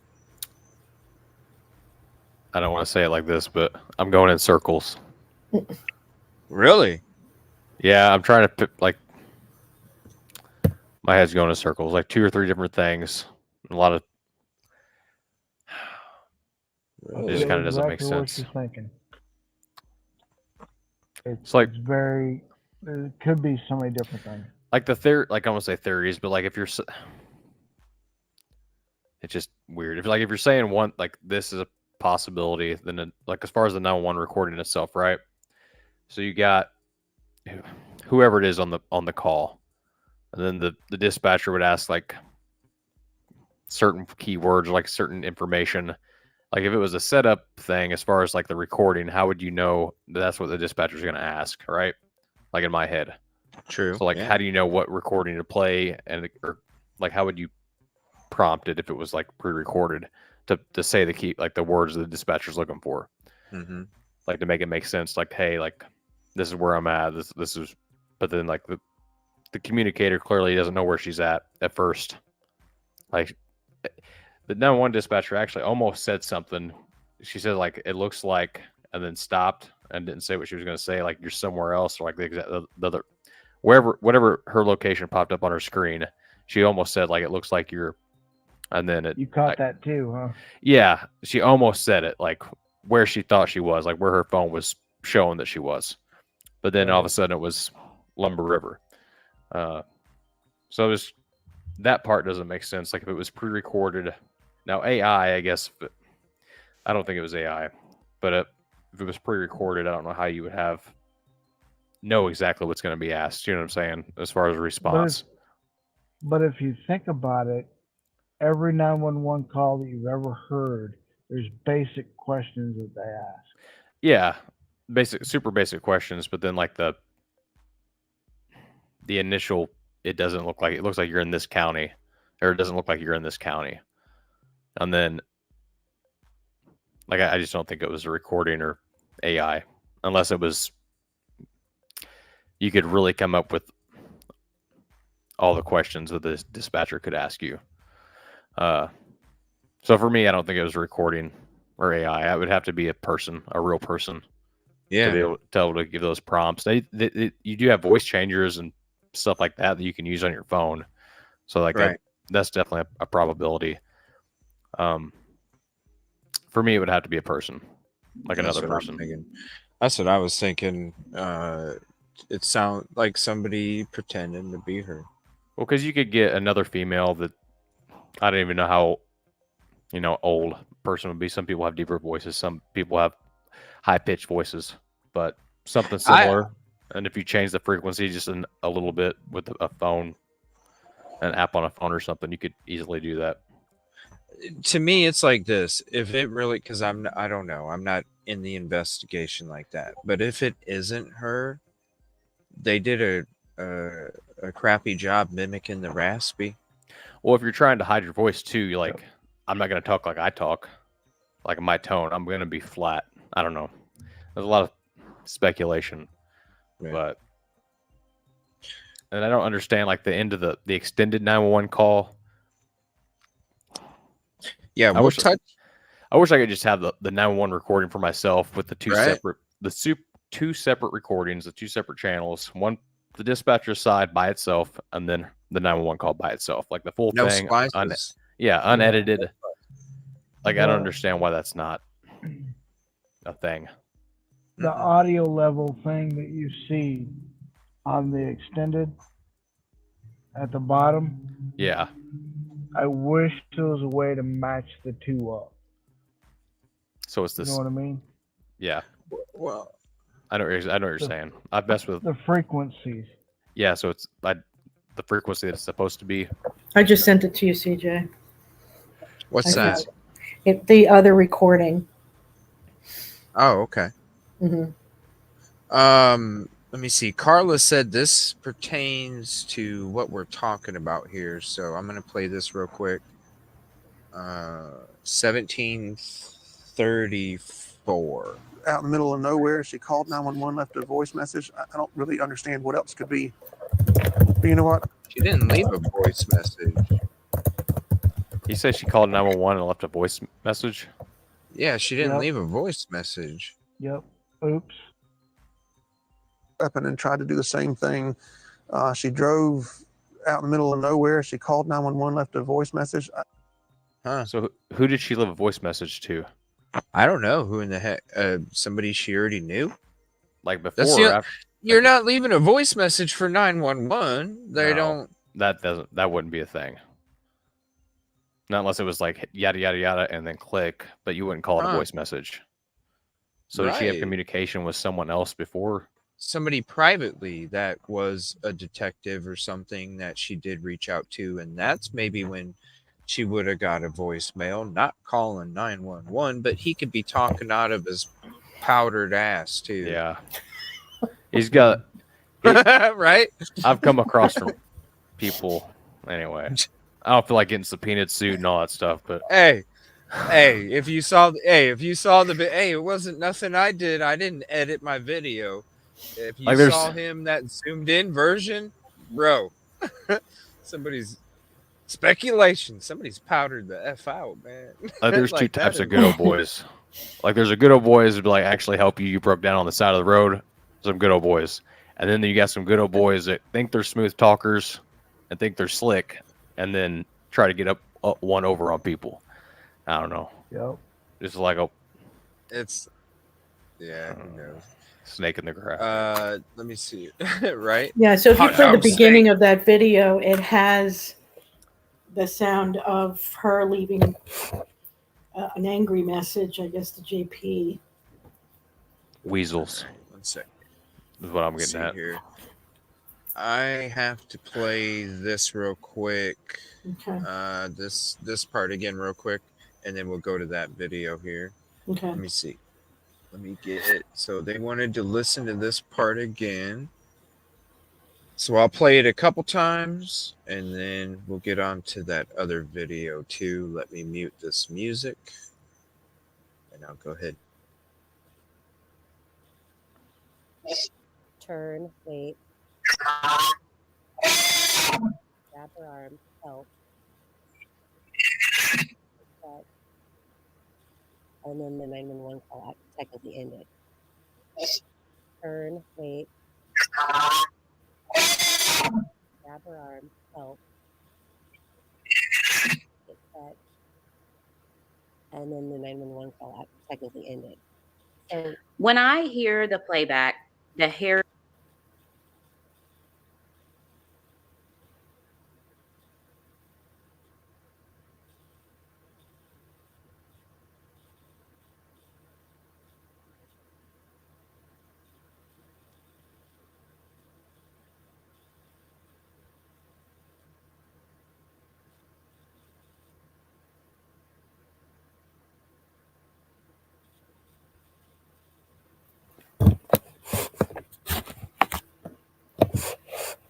He's muted. CJ, you're muted, hon. Sorry about that. So just became a sub. I appreciate you sharing the channel with me, the Coffee and with Crime podcast. What timestamp do you want me to go to on it? It actually starts very early in the beginning. It's like a very teeny intro. I mean, like a 2-second one, and then you all of a sudden go into hearing Mica leaving a message for GP. Okay. Let's see here. Surely you don't want anyone to find out the things that you have done. Surely. There you go. Yeah, it's a short clip, but it gives you an idea of what she's supposed to sound like. That's another, anyway, more motive.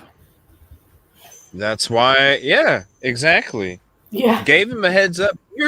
Listen, he may not have known what she had, but he definitely knew she had something. Mm-hmm. Exactly. For damn sure. For damn sure. Is that the only little clip right there? That is the only one that I've been able to find, but it matches her on Facebook. Is my, so that's believable.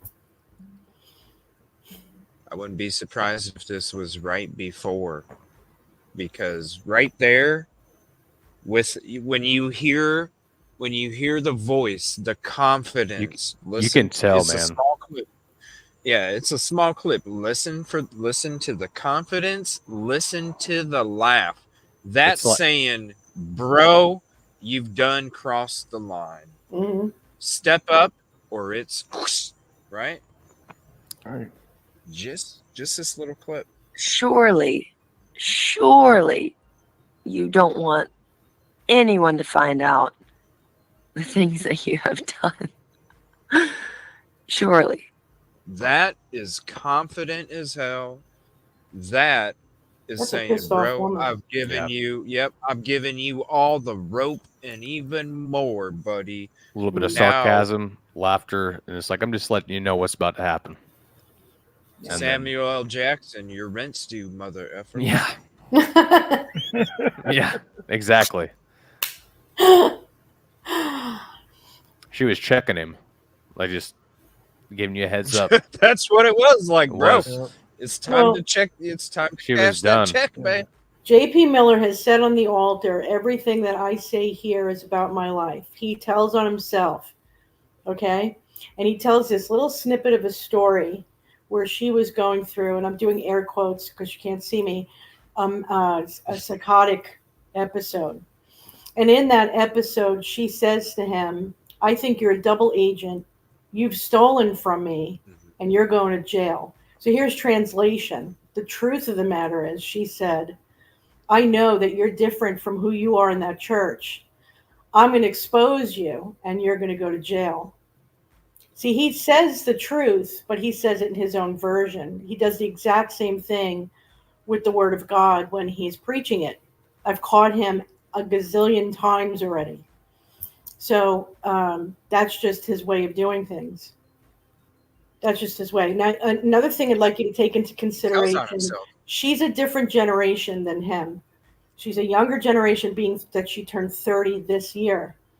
And I'm sorry, but they want to make their women submissive by force in that church.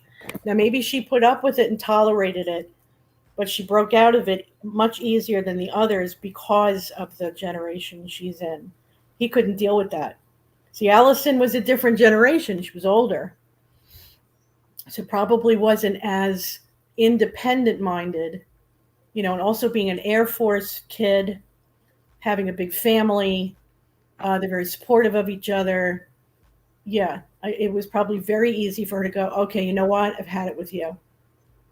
And when she was off the medication, which according to her family started early this year, like around January, and her mind started to get clearer, and she hires Regina, she was ready to end it. So I could see her going, all right, yeah, sure, John Paul, I'll meet with you to sign these friggin' papers. just to get you out of my hair. He lures her in with that kind of a story. And that's it. He takes his revenge because he's admitted that that's how he does things. He takes revenge on people who hurt him. And she knows everything because that's who ran the church. That's right. 7 different ministries. She ran the church. She just had to walk around and clean up his shit piles all over the house. Mm. Yeah.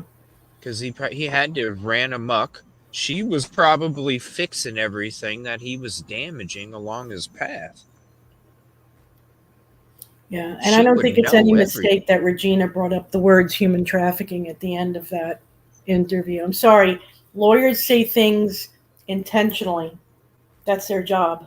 I didn't see that part. Yeah, at the very end of the interview, she just brings it up out of the blue. Like, a matter of fact, like using it as an example. And I'm sitting there going, oh my gosh.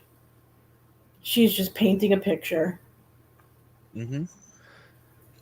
Well, it's just like his lawyer was when he said that the investigation was completed. Right, intentional. You know, he left certain words out. Intentional. Yeah, intentional. Yeah. Mm-hmm. Mm-hmm. Well, I mean, shoot. When it comes to that 911 call, it's pretty damn clear that there was some trafficking going on. Right. Right. And some locals have said, oh, that's been talked about. Oh, we all know about that. And that's been going around for a long time. What's that?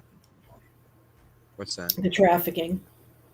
Alleged trafficking. Oh, yeah. The neighbor's 911 call. Yeah. Where he was like, yo, man, young girls up in here, the mail lady, the other neighbor. Yeah. Everybody's talking. Something happened. Somebody saw, like, I wonder what the mail lady saw to then get that little hornet's nest stirred up.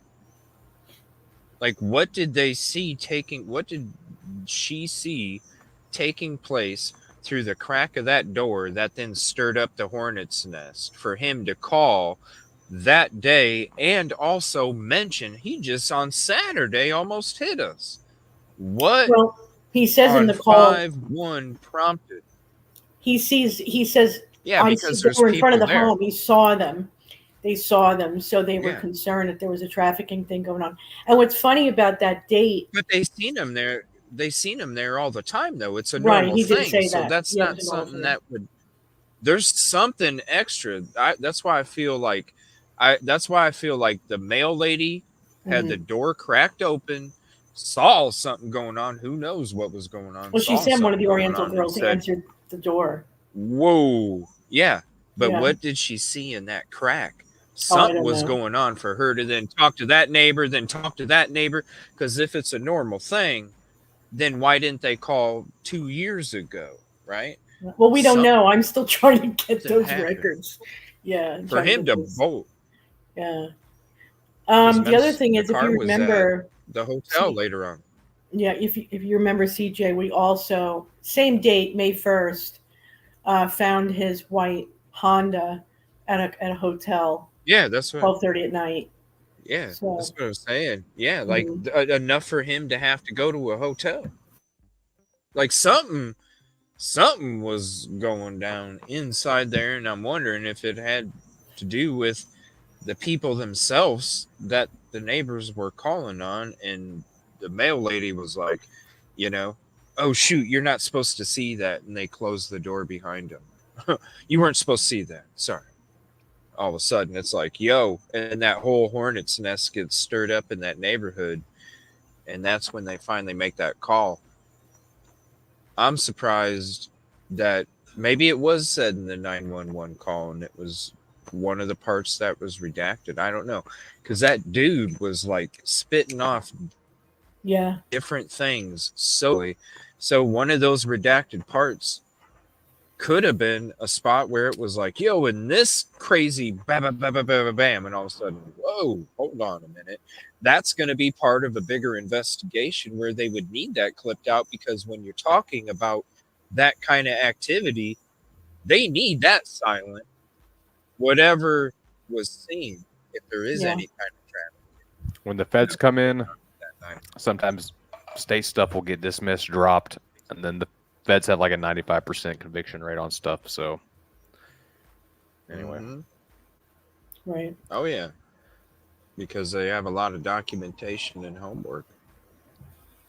You're talking about the missing persons, trafficking and everything. Yep, all the time. Have you seen Yeah, that the missing persons center.org map of missing people? And if you look on the East Coast, it's filled up, and the West Coast barely has any. I saw that today while I was doing some research on another case, and was like, "Holy crap, that's crazy." You just gave me a new resource because I didn't even know this existed. Right. Yeah, I don't know how up to date that is, but I do know that that what is it called database- again? Missingpersonscenter.org. Mm-hmm. Yeah. Missing or missings? Missing. Just and then persons. persons. Yep. The I don't center. know how up to date it is, Trey. I know that Sebastian's not on there. Well, I know Namus doesn't. Wow. Oh, the numbers Sebastian's below not are on provided there? by Namus.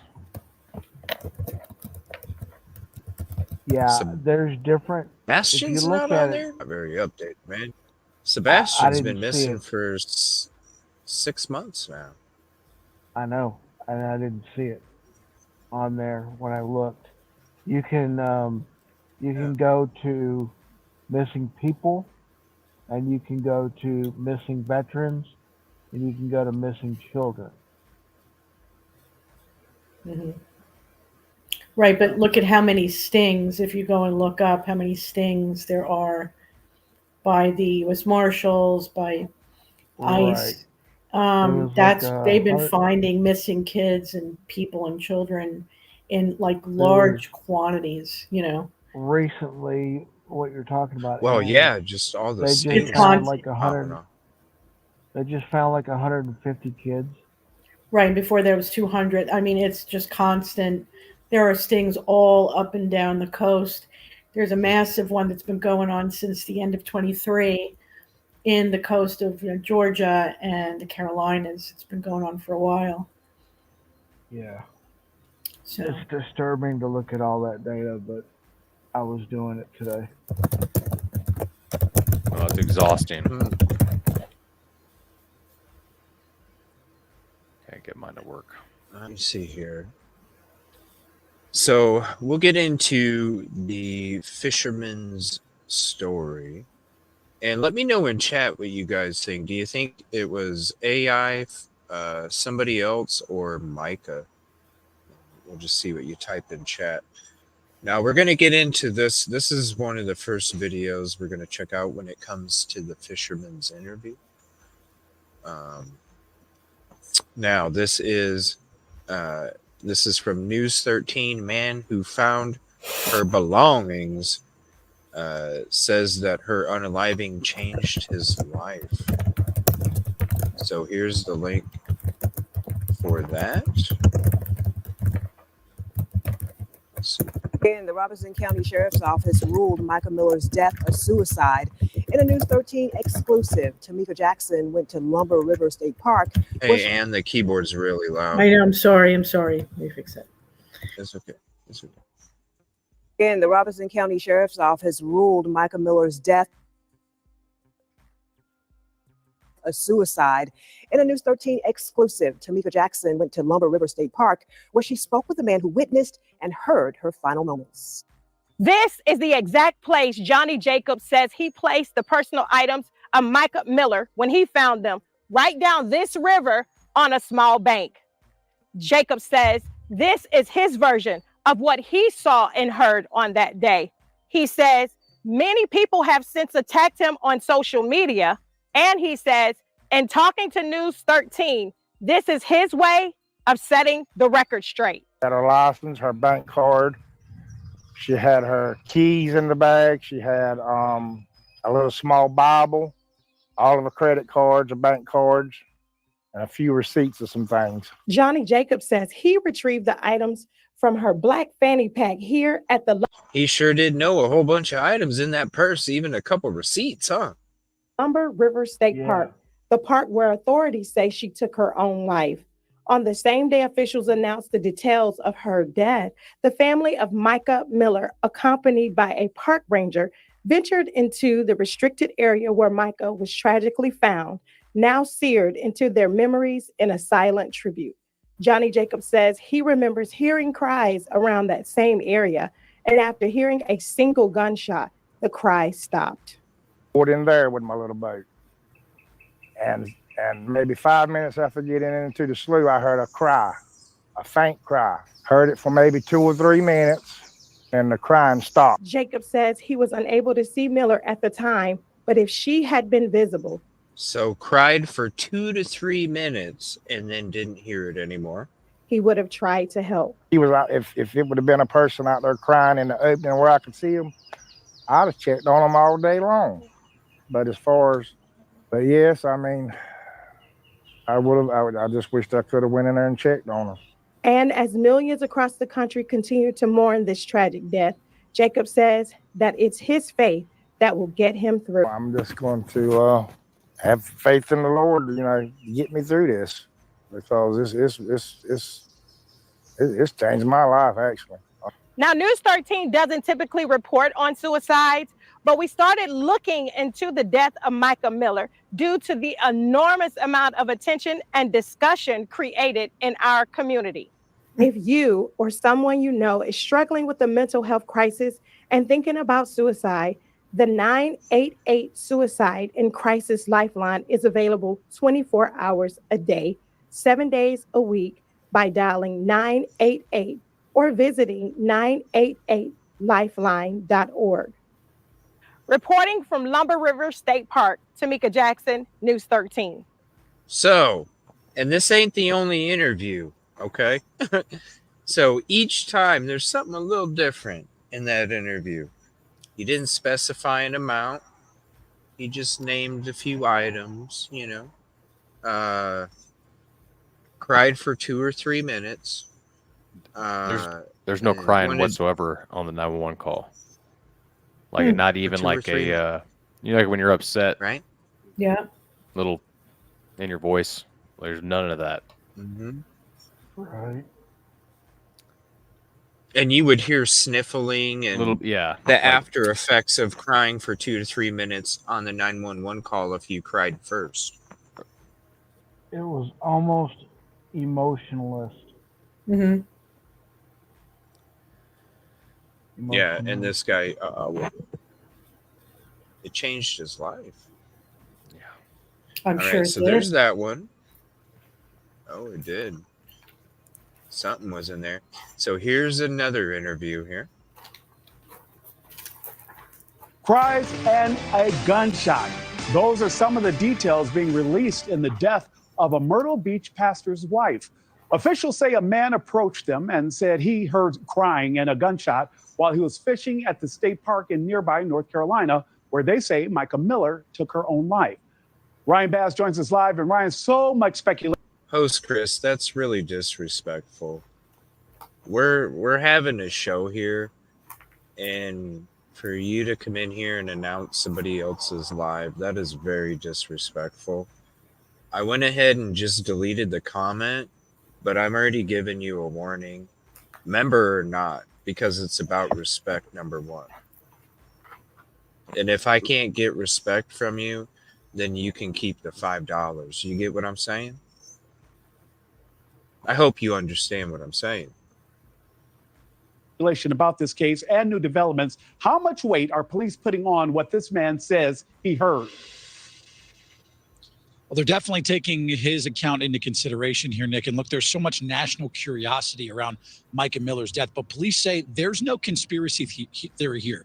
She took her own life. And now that man, as you mentioned, is giving us new details about a gunshot that he heard in that same park around the time of Mica Miller's death. Still, there's questions that remain about her relationship with her husband, John Paul Miller, a local pastor at a church that both were involved in. Now, the Robeson County Medical Examiner did confirm that Miller died by a self-inflicted gunshot wound on April 27th. Her body was found in the water at Lumber River State Park, about 70 miles north of Myrtle Beach. A man who claimed to have found Mica's fanny pack with her ID inside, but didn't want his face shown, spoke exclusively with our local affiliate WBTW, saying he heard crying, a gunshot, and then silence. Maybe 5 minutes after getting into the slough, I heard a cry, a faint cry. Heard it for maybe 2 or 3 minutes, and the crying stopped. He was out. If it would have been a person out there crying in the opening where I could see him, I'd have checked on him all day long. You see this? Somebody else is interviewing him, people. You see the outfit?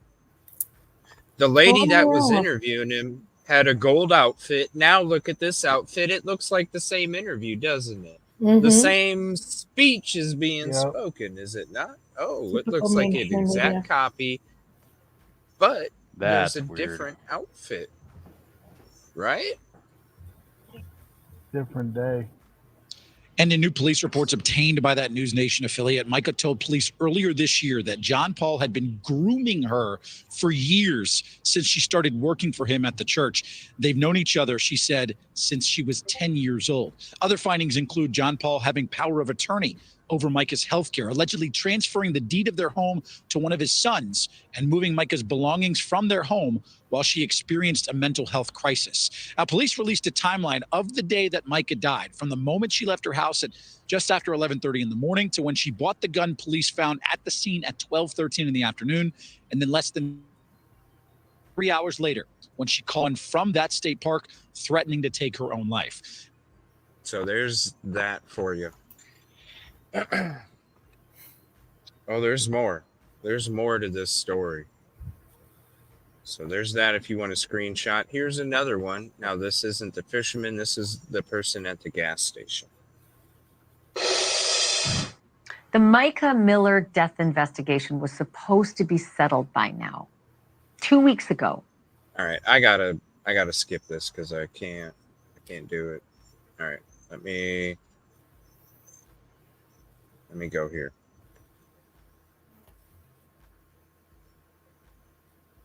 This is where authorities say she were the shell casings, multiple shell casings, and a live round, and where she ultimately took her life. Where the flowers are downstream, this is not even a stream, this is stagnant water. That is where her body was found. And her family's position is that, look, this water is not moving. This is stagnant. There's no way her body came all the way down from up on the screen left all the way down to over here. Now, we still don't know where in relation to this, to where we were last night outside in the boat, where exactly this is and where this part meets. But this is deep into this area, this cypress forest that the family walked there. They said that to get there, you had to walk through knee-deep water for 20 to 30 feet. Talked to her friends.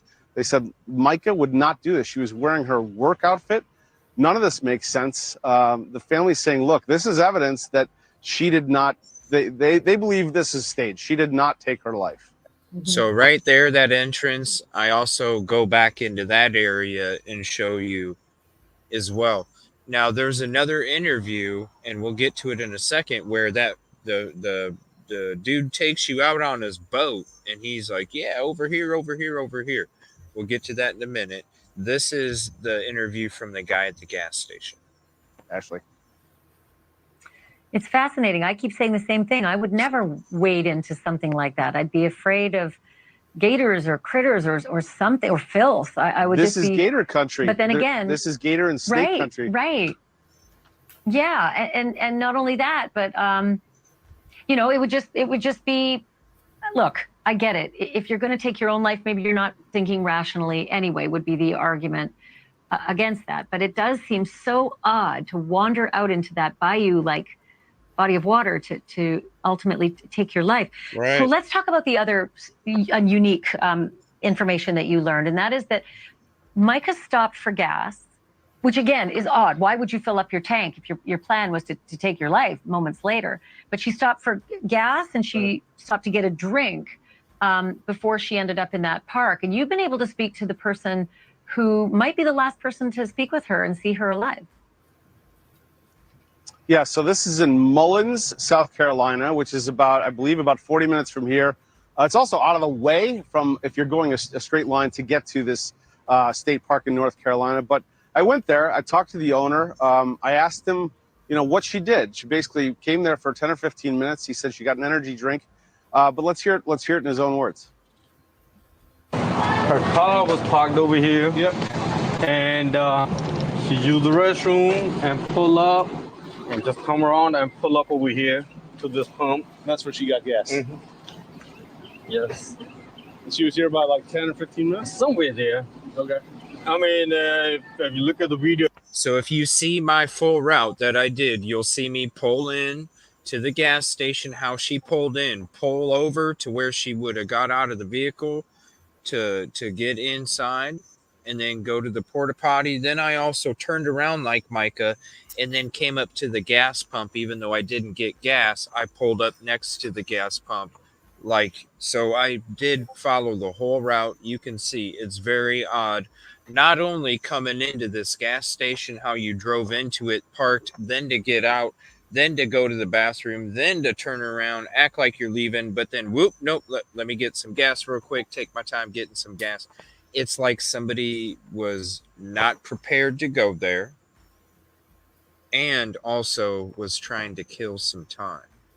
When you look at all the movements, we'll get into all the different footage and stuff when we get deeper into our episodes, Busby and Trey. It tells all the time, how long she stayed. Yeah, I can say about approximately 10, 15 minutes. And nothing struck you as unusual? Nothing. Not at all. Did she look like she was waiting for somebody here? No. Not at all. She got the drink, came outside, used the restroom, the party powder, got her gas, and she was left. Just an ordinary day. Nothing special, nothing, like just regular day, regular thing. Now, there's several things that are weird about this, Ashley. Number one is that it's in Mullins, South Carolina, which if you go from here, Myrtle Beach, to Lumber River State Park, it's like 25 minutes out of the way additionally. So why go there? Number one, if you're going to Lumber River State Park. Number two, there's this discrepancy about receipts. People have compared receipts from the day she bought her gas and this energy drink. There were two different receipts. People don't realize that. There's not one, there's two. One for $25. They said they got a new receipt machine days later, and people are kind of losing their minds. He said, much ado about nothing. That is a non-issue. Thank you for watching. Go to. All right, here's the next one. I can't stand her. It's always beige and off-white and eggshell. We start tonight with continuing coverage on the death of Mica Miller, the estranged wife of John Paul Miller, former pastor Nana? at the Solid Rock Church in Myrtle Beach. This week, the Robeson County Sheriff's Office, they released a timeline of what happened the day Mica died by a self-inflicted gunshot wound at the Lumber River State Park. Now, tonight, the man who reported hearing Mica crying and the sound of a gunshot at that state park is sharing how his character is now under attack. He says it's destroying his life, and he wants the baseless attacks that he's seeing on social media to stop. He talked with ABC 15's Tanya Brown. She joins us now live from the Robeson County Sheriff's Office in Lumberton. Andrew, the fisherman says he never thought fully cooperating with the police investigation and telling the whole truth and nothing but the truth would lead to him being unfairly targeted on social media. I met 55-year-old Johnny Jake, undisclosed location in Robeson County. He didn't want me to show his face because he's concerned for his safety after being bashed and targeted on social. It's like putting my life in. For several hours on April 27th at the Lumber River State Park when he heard a faint cry. He says 2 or 3 minutes later, he heard a gunshot. I said, oh my God, don't tell me, because the crying had stopped. I said, don't tell me something's happened, don't tell me something. I was getting ready to get out of there. Another 3 people came into the lake on a boat, and He was getting ready to get out of there, yet in another interview, he said that he went into the slough for about 5 minutes and that's when he heard all this going on. You're going in the opposite direction in this story, bro. You're getting ready to leave? So he was fishing, right? Supposedly. Okay. Yeah, I'm No, I'm, you're ter- good. Supposedly. I'm terrible at fishing, but I spend more than 5 minutes in a spot. Like you kind of fish it out, start fishing around the bends, checking it out, seeing if anything's biting, maybe change a couple lures, try different bait, try some different spots, different approaches. It's gonna take more than 5 minutes. I don't know. I mean, hell, even when we were doing was it when we were doing stuff for Riley Strain's case that we had to wait for that fisherman to leave? Yeah, because he was How long were we waiting, dude?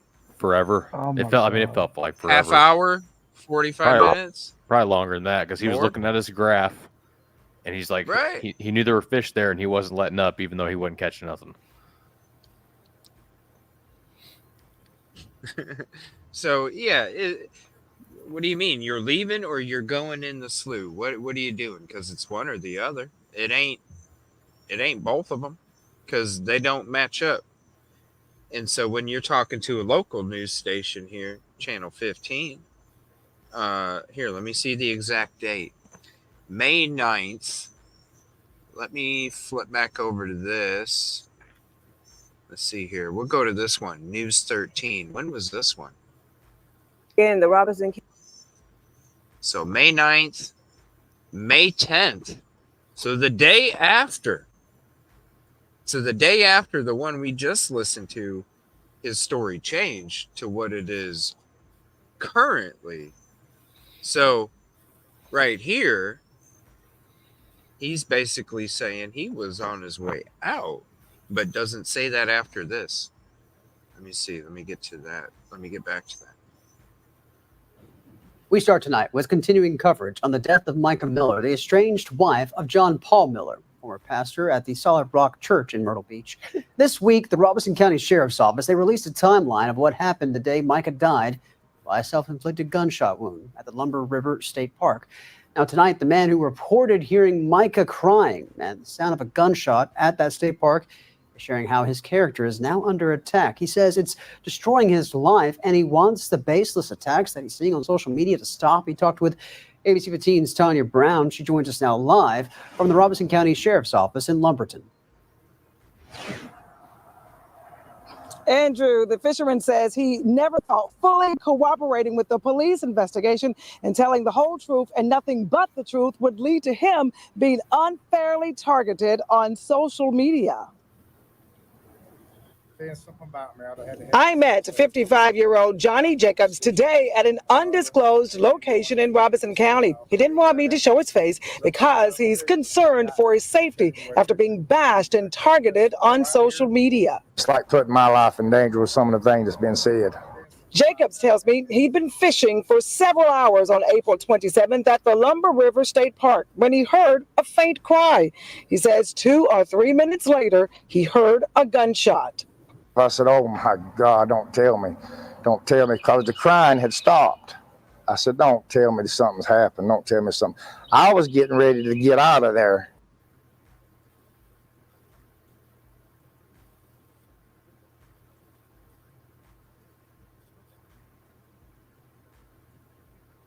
Where'd the sound go?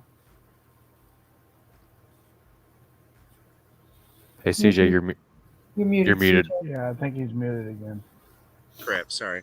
Sorry. So basically, no, my bad. So basically, he's saying that he was in the slough. He was getting ready to leave the slough. That's when he heard the crying for 2 to 3 minutes. Then heard the gunshot. Then was like, I hope something bad didn't happen. I hope something bad didn't happen. So you're going to sit in the slough for 2 or 3 minutes listening to somebody cry and not go try and help them when you already know that's not a path that normal people are going down? So let me ask this question. The recording we heard where it screams help was, remind me again, that recording was of a 911 call? or the end of the That was 911 call? supposedly Mm-hmm. at Supposedly. the end. Supposedly at the end. So what if his cry, he actually heard her scream, help? Yeah, that's a good point. Well, he says crying for 2 to 3 minutes. He doesn't say that he heard her scream for help. Because if you look at what he does say later on, he says that there was 3 other people in another boat. And I said, "Hey, did you hear that gunshot too?" And they said, "Yep." So if he's going to be descriptive about that, I would see him being descriptive about what she screamed, if she did scream help. I think the scream on the call that you're talking about, that part, I think that was meant as in the person that was trying to do what they were trying to do to her. And when it comes to the family description of the bruises and the scratches on Mica's hands, as if somebody held something and her hand was able to get away, that is where I think the help came in from the person trying to do it, because oh shit, her arm just got loose. I can hear that. I can see that. Yeah, but CJ, can I say something? He said faint cry. So unless he's standing next to her, how did you hear a faint cry with all the birds around, all the sounds that are going on around you? You just said there were people in a boat, 3 people in a boat. You got all these sounds around you. You heard a faint cry? Come on, he'd had to have been standing next to her to hear this. And I'm doing air quotes again, faint cry. And when he talks about where he finds the bag, he's like, yeah, it's just right off this path right here, this walking trail. Well, if you know it that good, then you know that's a restricted area. And hello, if you know the area, you hear somebody faint crying, don't you go try and help them? Yeah, but I don't even think he heard a faint cry. He wouldn't have been able to unless he was within feet of her. And then that means he would have witnessed what happened to her. So what? He made it up? No, I think he got paid off. I think he got paid off to cover up. And knowing the area that people get away with homicide, why not? I mean, it ain't too hard, and trust me, like I'm sure I'm sure Robeson County is a spot to kick it. You know, like if you're like, yo, this is a pond that nobody's gonna find nothing. How many people are gonna go to that pond? There's gonna be a lot of people going to the pond, especially if they're trying to get away with the crime. So when it comes to that right across the border, people could, it could be a well-known thing. I don't know, but when the locals, it's all anybody talks about.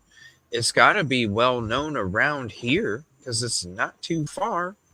You're talking an hour and 40 minutes, hour and 20 minutes if you go 17, hour and 23 minutes to get to Lumber River State Park. I'm sure the word has gotten down to here. Well, I mean, you and I talked about how eerily, what's his name, JLR did just out of the blue, went there before Mica passed away just to cover how corrupt that area was. And he did mention, I watched it the other night, he did mention the river. So really isn't that well difficult known. to put together, Speaks you know. for itself. He says faint cry. Yeah, exactly. He should have said loud cry. Then he could have. I would have been like, okay, that's possible. Faint cry? No deal. Not buying it. I think he was paid, and I he brings up the fact that he bought, found the bag, mentions the $500, like that's a point to be made. Well, there's a couple times. One, he says a little over 500, and then one interview he says exactly 500. That's right. 2 different amounts. Right. In 2 different interviews, just like here, Like, Yeah. yeah, I was getting ready to leave. Well, you didn't say that in the other one, man. You didn't He's say not the that. one holding the weapon, so he's not feeling responsible for what happened Right. to her. But being a witness and protecting it or covering up, and it could be out of fear, I don't know. He could have been Well, threatened, I don't know. But just saying, I'm when not buying the faint cry. No, not at all. When the dude doesn't check the purse in his truck, like if you're that much of a scum, number one, or you're gonna like do that, whatever, man. But the fact that you don't check it in your vehicle in the parking lot, why are you gonna drive around with somebody else's purse? So then all of a sudden you get pulled over, and what if you get searched and they're like going, "What? Well, why do you have this purse in your vehicle, sir?" So wouldn't you go through it before you left the park and then turn it in before you leave? When I knew that he left and came back, number one, that tells me you knew something. Number Right. two, why'd you have to leave? Because you don't have to leave to go look in the purse. You can literally look at the purse in your own comfort in your damn truck.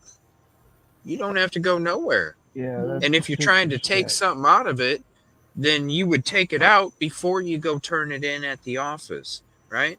So to me, it was like, if he's telling me that he didn't even check the purse until he left, that done told me from the beginning he was going to deliver it to Well, the somebody reason why for that them purse, to open it up. yeah, well, the reason why that purse left the area was because there was a lock on it. We saw the lock on it. So somebody had to be She able had to it break locked. that lock. Yeah.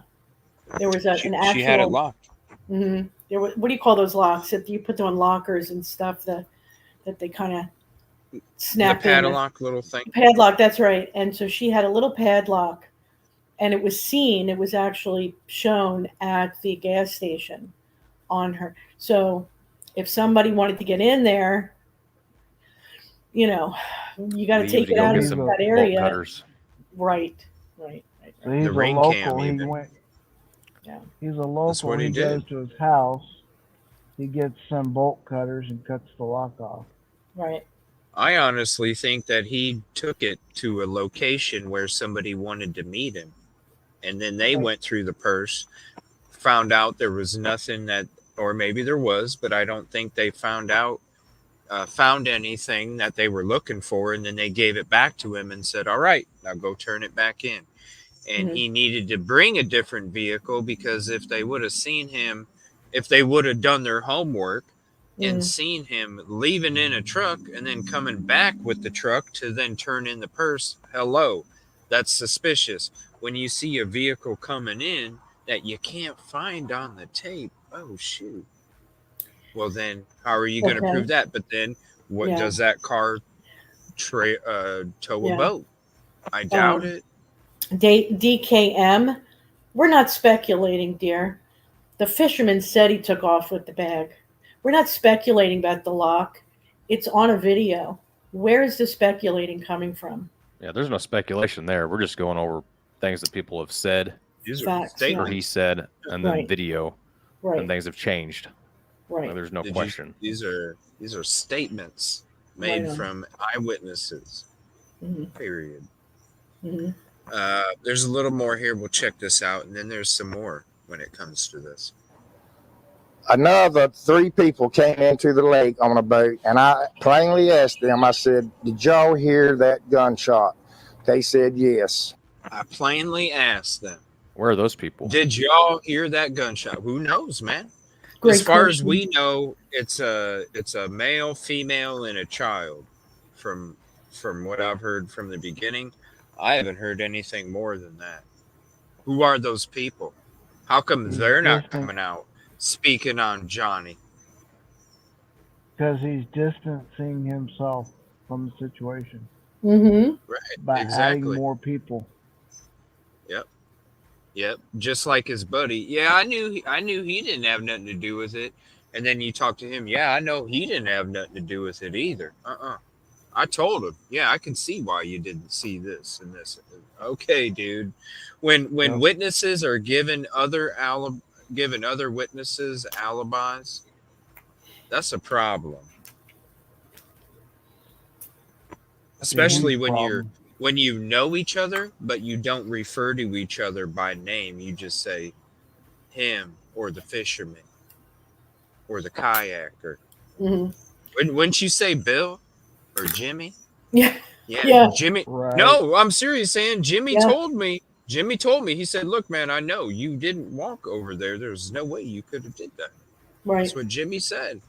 Right. Not the guy with the ball cap over there. Yeah. Well, somebody said it in the chat, and I agree. I feel like he's telling the story without telling the story. He's telling what happened without actually saying what happened. He had the three people in the boat, him, whomever else helped him, and Mica. Yeah. I agree. Mhm. Absolutely. The male, female, and I don't think it was a child. Because if it was a child, that child would be screaming their head off if they heard a Right. gunshot going off Right in the on. woods Oh, while yeah. they're on a boat, knowing they shouldn't have been hearing it at a park. The fisherman's his story would have been, man, that kid was bawling. They Mhm. were whipping to get out of here. Now, the other Yeah. dude, I think, is the guy who called and said they found the body. If you look at the medical report, sorry, I keep calling it that, the death certificate, the condition of her body shows that it was done and then she was instantly found in the condition from the temperature, the state of decomposition, which there was none, all of it describes somebody who was just found shortly thereafter of the event. That's how All I read it. suspicious, man. Mm-hmm. It's all suspicious. And then We're not JP even fed them the description. I'm sorry, but yeah, that if you read it, he fed them the description. Yeah, you follow this narrative. I mean, you hear the interviews already. This, it's cookie cutter. Jacob says he couldn't see anything because of all the trees blocking his view. This here's the park, of course. This is where I put my boat in at. He showed me a map on his phone of the Lumber River State Park to better show his location on the river that day. You see how thick the woods are. That's why I couldn't see nothing. So right along in here. All right, let me back it up just a skosh. So that's where he's pointing it. All right. So when you're looking at the Google Maps, see where he's pointing it? I'm going to go ahead and zoom in.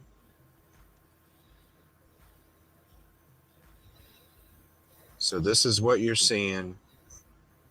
Whoops. Up here. So this is what you're seeing right here, okay, on the guy's phone. Okay, I'm going to flip back to it in a second. Let's see here. So And where was she found? See where he's pointing his pencil at. You got the right side, then it kind of dips in, comes out, dips in. So when we're looking at this, you got the right side. It dips out, dips in. So this area right here is where he's pointing, okay? And I'm going to zoom back out so you guys see. That's where I went when I took my footage, one of the trips that I went up there. The second time I went up there, And where I was got she found? footage of this area. That's where the cement bags were at, was right here. This is where the cement bags were at. If you see my, oh, it just dropped a thing. Oh, right there. That's where the cement bags were located. Okay. Mm-hmm. Where was she found? She then? was back here. She was back here. You have to keep walking these trails and get back deep. Oh my God! So deep he's back pointing in. at it. He's literally So, pointing and watch, at it. we're gonna watch the interview where he takes you on the boat and kind of shows you too. In here is where I found Mica's belongings at. He says he found Mica's backpack, glasses, and cell phone on the bank and gave them all to deputies on scene. He says he didn't know Mica and has no reason to lie to police. Johnny Jacobs wants the unfair targeting against him to end. I want this to stop as far as me. I don't want to make this all about me because I'm still thinking about Mica. I'm trying to respect her family, and I got total respect for them, and I am so sorry for what they're going through. I never thought my day would turn out like that. Well, you shouldn't be digging in people's fucking purses and maybe the karma wouldn't come back on you, bro. I didn't think it was. Well, you done searched her purse where you could name everything in what freaking pocket it was in. And left. Right? Yeah. Is, He's And you not left guilty by $500 in there? association. And he left $500. You're going to snoop through a purse like that, and you're leaving $500 in the purse? I doubt it, bro. If you're snooping in the purse like that, then you are looking for something of value. What's more valuable than $500 in a purse, please? Worth more than receipts. All right, here's the next one. Here's the next one. Oh, wait, here, let me see if he keeps talking. No. All right, here's the next one. I believe this is the one that shows him on the boat. Mica Miller's death has been suspicious from. All right, hold on. Yes, here it is. Here's the boat one. I'm sorry. I'm sorry. Mica's death. And he says he heard Mica crying just before the fatal gunshot rang out. That fisherman took News Nation's investigative correspondent Rich McHugh on his boat to the exact spot where Mica died. And Rich joins me now live. Rich, that's sort of been the last piece that a lot of people have been trying to put together in this story of Mica's final hours. Tell me about what the fisherman was able to tell you about and what his experience was. Oh man, Ashley, there's so much here. This is a guy that I've been trying to reach since the beginning of covering this story. Finally was able to reach him, and he agreed to meet me at the state park. I said, look, I'm going to be here all day. He finally agreed to meet. And he said, look, I want to clear up my name in this. Like, he says he's being dragged into allegations online, social media and whatnot. But I also wanted to see firsthand, like, where this took place, because there's so many questions about how she got there and why she was there.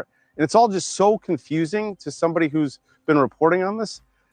He graciously took us out for about a half an hour and allowed me to interview him. He didn't want his face on camera or me to name him, but he walked through what he experienced. And we have some of that sound right here. Let's take a look. I heard a cry back when I came in, where I told you I started hearing the crying at. Then I heard. I'm going to pause it. You can send info 330-510-1110 evilcj@gmail.com. I'm just going to say from the get-go, you don't seem legit with the questions that you're asking, especially when you ask one of my angels that kind of question. If it comes to somebody else with the similar typing, I don't know. That's just a trollish question on top of what you already typed, and then you're typing in all caps. I'm sorry. I just think it smells like a hot dog steak, but you can call 330-510-1110. Appreciate you. I heard a cry back when I came in, where I told you I started hearing the crying at. Then I heard a gunshot.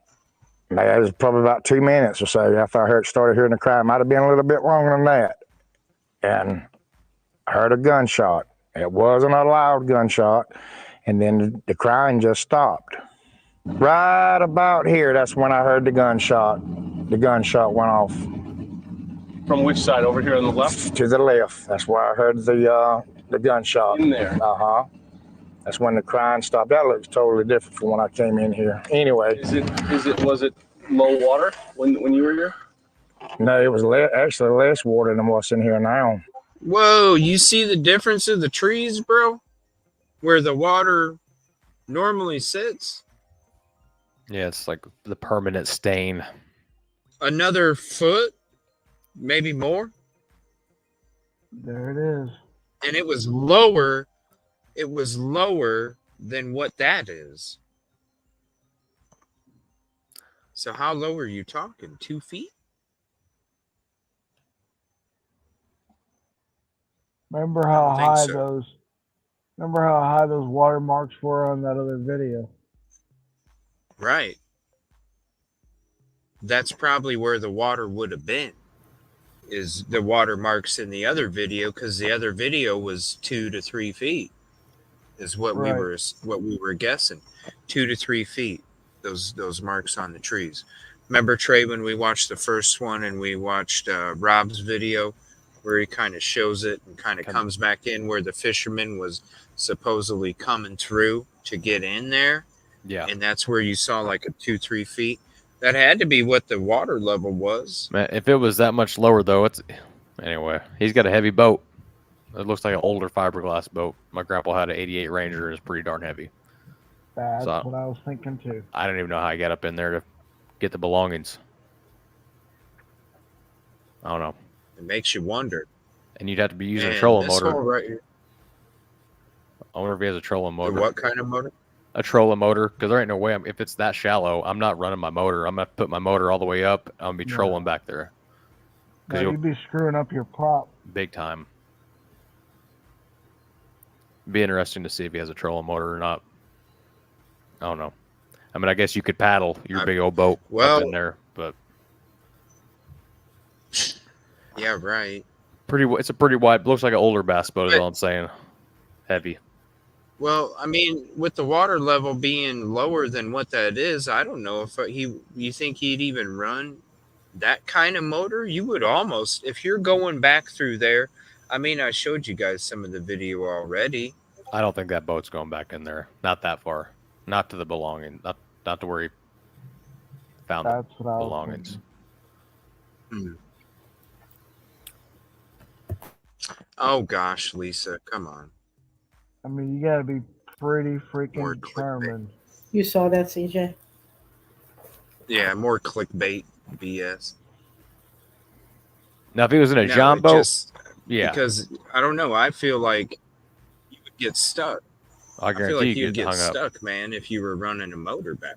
Well, even with the trolling motor, you're going to have to lift it up. You're going to be making a lot of noise. You're still going to be hitting stuff, and you're still going to be getting stuck. Yeah. I'd be hard pressed to put Trey's boat back there. I'd go back there, but it would not be fun. No, wouldn't be fun at all. You'd get stuck on logs. Or stumps or something. Especially with how they're sticking out of the water and stuff too. If you've ever been in an aluminum flat bottom boat, it sucks to hit stuff. I was in 4 foot of water this morning, and there was stumps, and then I was running trolling motor, and the boat got stuck on a stump, and it was pretty good. I mean, 4 foot for my boat, it'll float really good, but and you had a horrible morning. It sounds like. no, yeah. I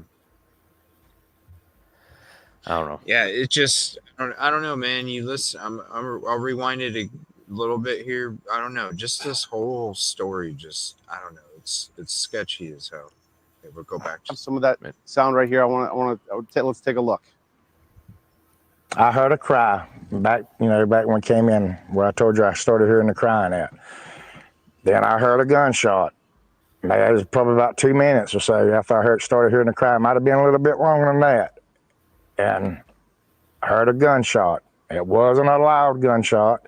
And then the crying just stopped. Right about here, that's when I heard the gunshot. The gunshot went off. From which side? Over here on the left? To the left. That's where I heard the gunshot. In there? Uh-huh. That's when the crying stopped. That looks totally different from when I came in here. Anyway. Was it low water when you were here? No, it was actually less water than what's in here now. So that's the area I went in through with my boat. How do you get in there if you're not in a boat? You can't get in there if you. What do you mean? How was she in there? There's a path that comes in there. That's what I told them. Yeah. There was a path that comes into here. So there's paths all in this river. And there was a path leading straight to where her belongings were laying at. And then how did you come across her stuff? A path straight back to where her belongings were at. Did it look like there was a path straight back to where her belongings were at? Wait, can you hold on 1 second? If he's saying that you couldn't get through there with the boat, you had to only go through the path. That's the story he's telling. How did the other guy find her? He said he hit her foot. Was he walking through the water?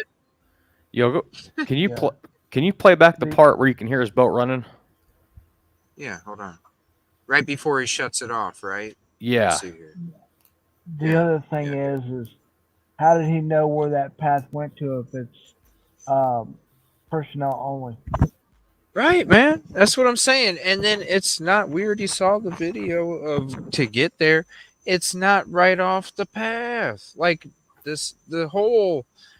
Listen, yeah. If you're not doing your investigation and you're like, oh, okay, it's down that path. All right, and you're not So- actually walking the freaking path. So a kayak can get back there? Oh yeah, a Okay. kayak. Okay. Okay. but, That's all I wanted to know. Allegedly. I mean, maybe it depends on the water.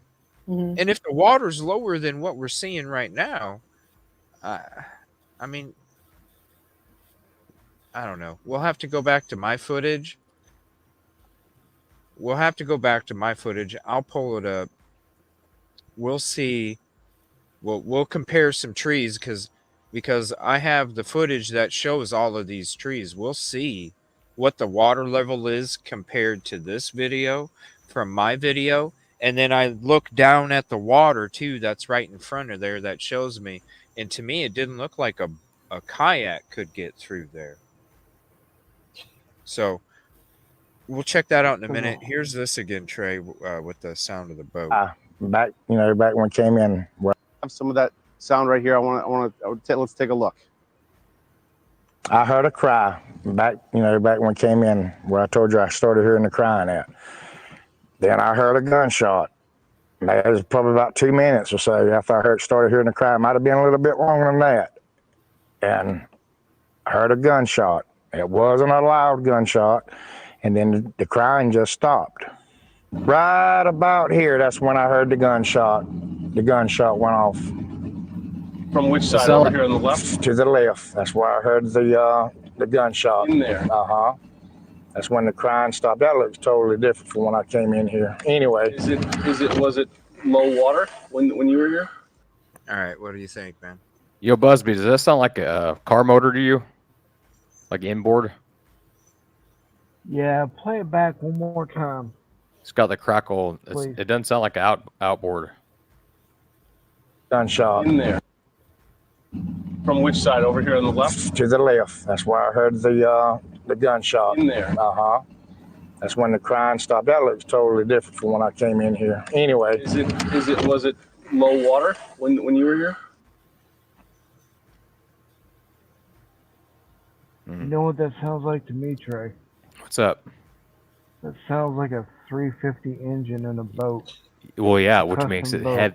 heavy as hell. Yes. Get a car motor in a does. boat. And there is no way in hell he's getting that boat back there. You think he has a prop, or you think he has a? Oh. Well, my buddy's boat is prop driven. It's got a car motor, so Yeah. I would say it's probably a prop, which means he can't even pitch his motor. I mean the prop. It's positioned and it's stuck in that position. So if he You're doesn't have talking about inboard as opposed to outboard. correct, Right. so it's stationary and it's got a shaft. Right. It sounds like a car motor. No, it sounds like like, a it Chevy. doesn't sound like a lawnmower. really It sounds like a Camaro. Somebody says a lawnmower. Well, No. Camaro. Which Most of the a Camaro has a motor like that in it.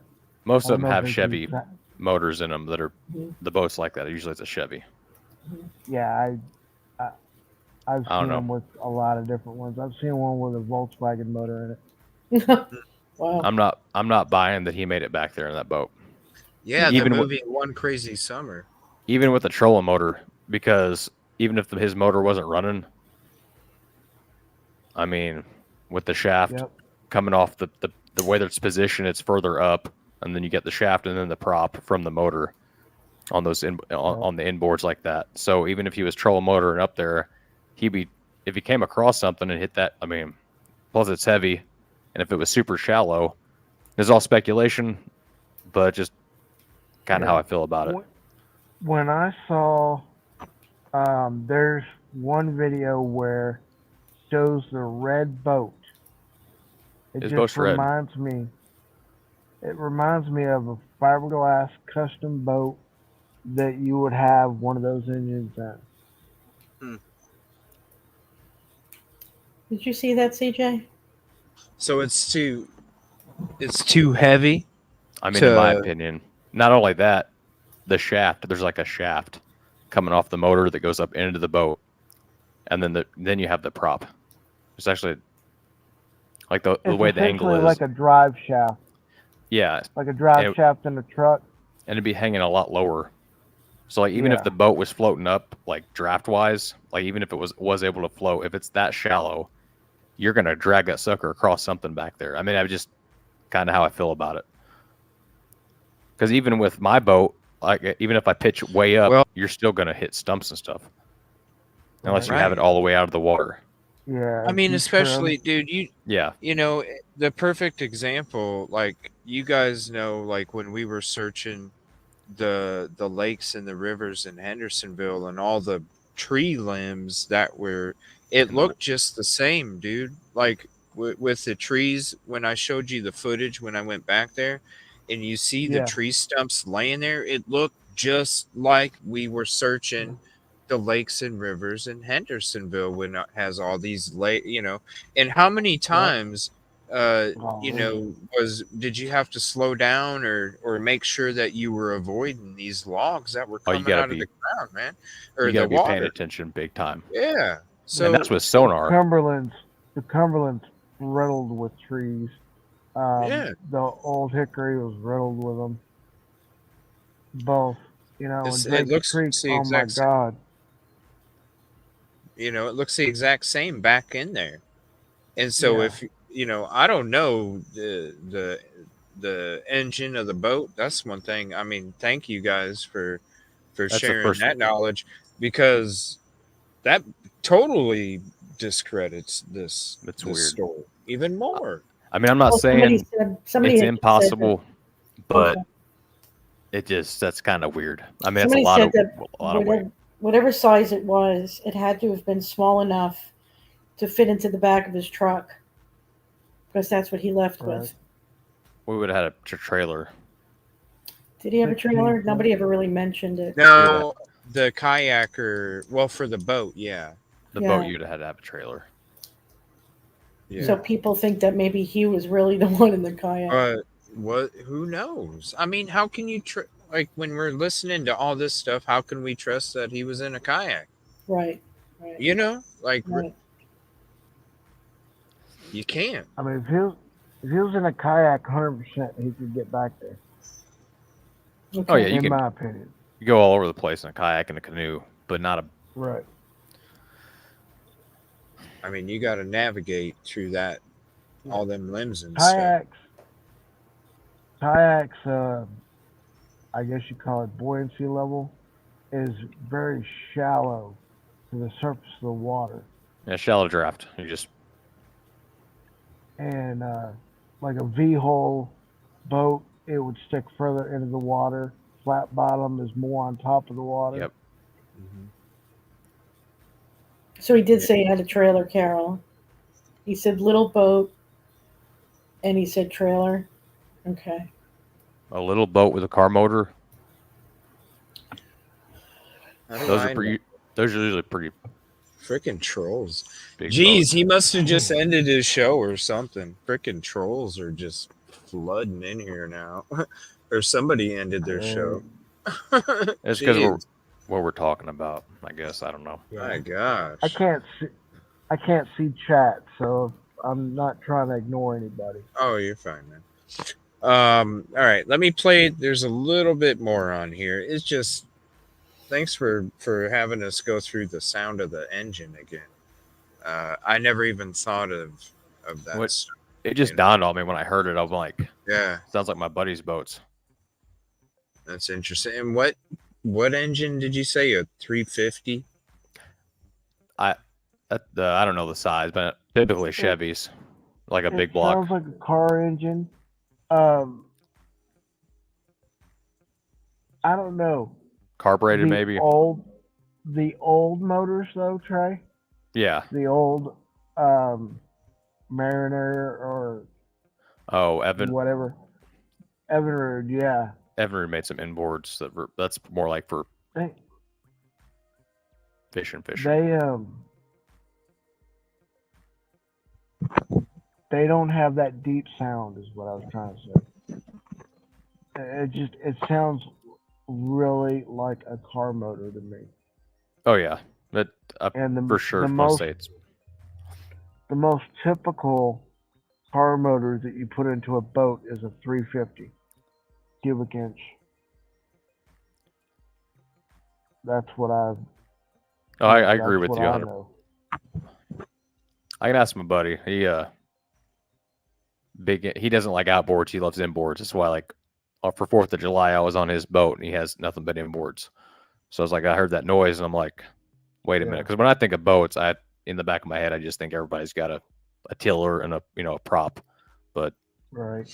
Well- I know someone that's got a jet boat. So yeah, a car. But hold on, how big would that boat have to be if it had a car engine in it? Because that's bigger. 20, 24, 26. Depends. It used to be like ski boats, but I don't know what kind of boat that guy has. It used to be like popular with skiing. Yeah. I mean, that'd have to be a big engine, right? Like, Think of that'd have an to be engine and a Nova. A Chevy right, Nova. and that's on the back of a boat. Yeah. Man, do that boat's got to be tilted like that, no? That's where the Like trim with that and, engine and sitting on the. that's where your trim comes in. And you can get up on plane in a boat with that big old engine. Yeah, usually a V-hull, typically like that era. Right. And Yeah, then, you're talking a different language to me now. I don't oh, know. sorry. Just like so like I'm like, what? So like a V? the hull kind of, I'm trying to get my position right. In the front would be like V'd up like that, and then speed at the bottom. And then like with that one, the back end would probably open up just a little bit, and then you got the motor in the back. It's a V8 motor in the back. So like the boat would, man, this camera's weird. So like say this is the front of the boat, usually kind of sits low in the back and then goes up, and then you can see the front of the hull is almost like a triangle at the front, and it's like Okay. tapered, if that makes sense. Yeah. And the trim, so the trim is like a weight balance, like a. Until you get going, and then it planes up. But so then you got the shaft off the bottom that's attached to the motor. Movable parts, like so when you're going, it shifts. Oh no. The shaft and the prop usually in an inboard, you can't position you can't change your trim, if that makes sense. Like it's just stationary. Okay. So like the faster, when you give it throttle, the boat will come up on plane, and then whenever you plane out, the boat will be pretty well level in the water as far as like going. But when you're taking off, the nose will go up pretty good amount. So like it pushes the back end of the boat. Well, no, it doesn't really push the back end down, but there's kind of a lot to it. But I mean, it's pretty simple, and like a sense of operating and stuff like. But I just know that it would be dragging in this area. Oh, for sure. I mean, just the surroundings, and even with the water, it's not that. When you're going back past this, okay, it may be deep. It may have some good deep spots in it, but as soon as you start to go back, Well, it's and swampy. then you're going, dude, it's not. It ain't nothing back there. Like it's nothing back there. It's a bunch of the ground's raised up, and it's just a little bit of water. So when it comes, I don't know. It just don't make sense. If it was that boat, there's no way. It's not. There's too much stuff. There's too much stuff in that, and I mean logs and branches and foliage underwater and all of that. Let me ask you a question. Is this the last interview he does before, that nobody ever sees him again? Because I don't remember hearing from him again for a while. Well, there's another one where, let me see. Oh, this is basically, this is the 20th, May 20th. So it might have been the last one because it's the last one that I have. It's the latest date for the ones that I have to show tonight. Maybe that's the last one. So he Yeah. went to radio silence after that. Mm-hmm. Yeah, because he was tired of people on social media coming out and saying that,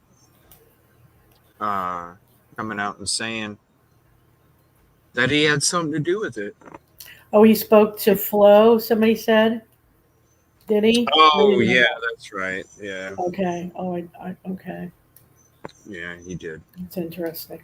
But because there's some other interview stuff that we'll go into on Wednesday. And then we can go into that Flo one on Wednesday. I think he interviewed with Chronicles of Olivia too, right in the beginning. Mm-hmm. Y'all need to hear that, John. Well, we'll do it Wednesday night. There you go. On our part 3. We'll get into that. We'll get into there's a couple more interviews that we're going to get into. And then we'll I want to meet this. I want to meet this guy and be like, "Hey, can you take me back on your boat?" And like navigate it and tell me how fast in and out you can, like how fast you can get back there. That is a great idea. Maybe he'll end up showing up. I mean, if like peacefulness, like I'll be humble. I just like if legitly that's what happened, that's what happened. But I would just like to see how the boat performs going back there. Yeah, without any damage. Like I don't know. CJ, check the messenger. The messenger. Okay. Well, I'll go ahead and check it after we end the show. Yeah, we'll get into that stuff on episode 3. We'll get on to that. Finish that up. I won't be on in the morning. I will be on tomorrow night. Who's Flo? Tiffany says it's that dude that JP had an interview with or whatever. JP had a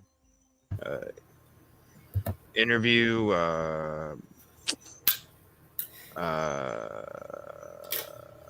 Trying to think of when it was. It was like what, 3 weeks ago or something? Yeah, it was actually right before we got the 911 call. About a week before. Yeah, so we'll check that out. Michael says it'll blow our minds, so we'll be checking that out. But I won't be on live tomorrow during the day, but I will be back tomorrow night. So I want to say thank you to our guests. I'm going to go ahead and drop their channels in the chat again here as we leave. I want to say thank you, Ann. Thank you, Trey. Thank you, Bud. Another great episode, and I can't wait to do part 3 on Wednesday. It'll definitely be good. Thank you, CJ. No, thank you all. Appreciate thanks, it. man. Thank you all in chat, and thank you for your patience today as we're out on location and we're talking to communities and things like that. So thank you for your patience. Thank you for your contributions. Thank you for your support. And thank you for your peaceful, positive, and progressive approach when it comes to everything out there in this world. Appreciate y'all. We'll see you tomorrow. And definitely go sub up to these people. I'll be dropping their Take names. care, everyone. See you, Ann. Peace. Appreciate you. Have a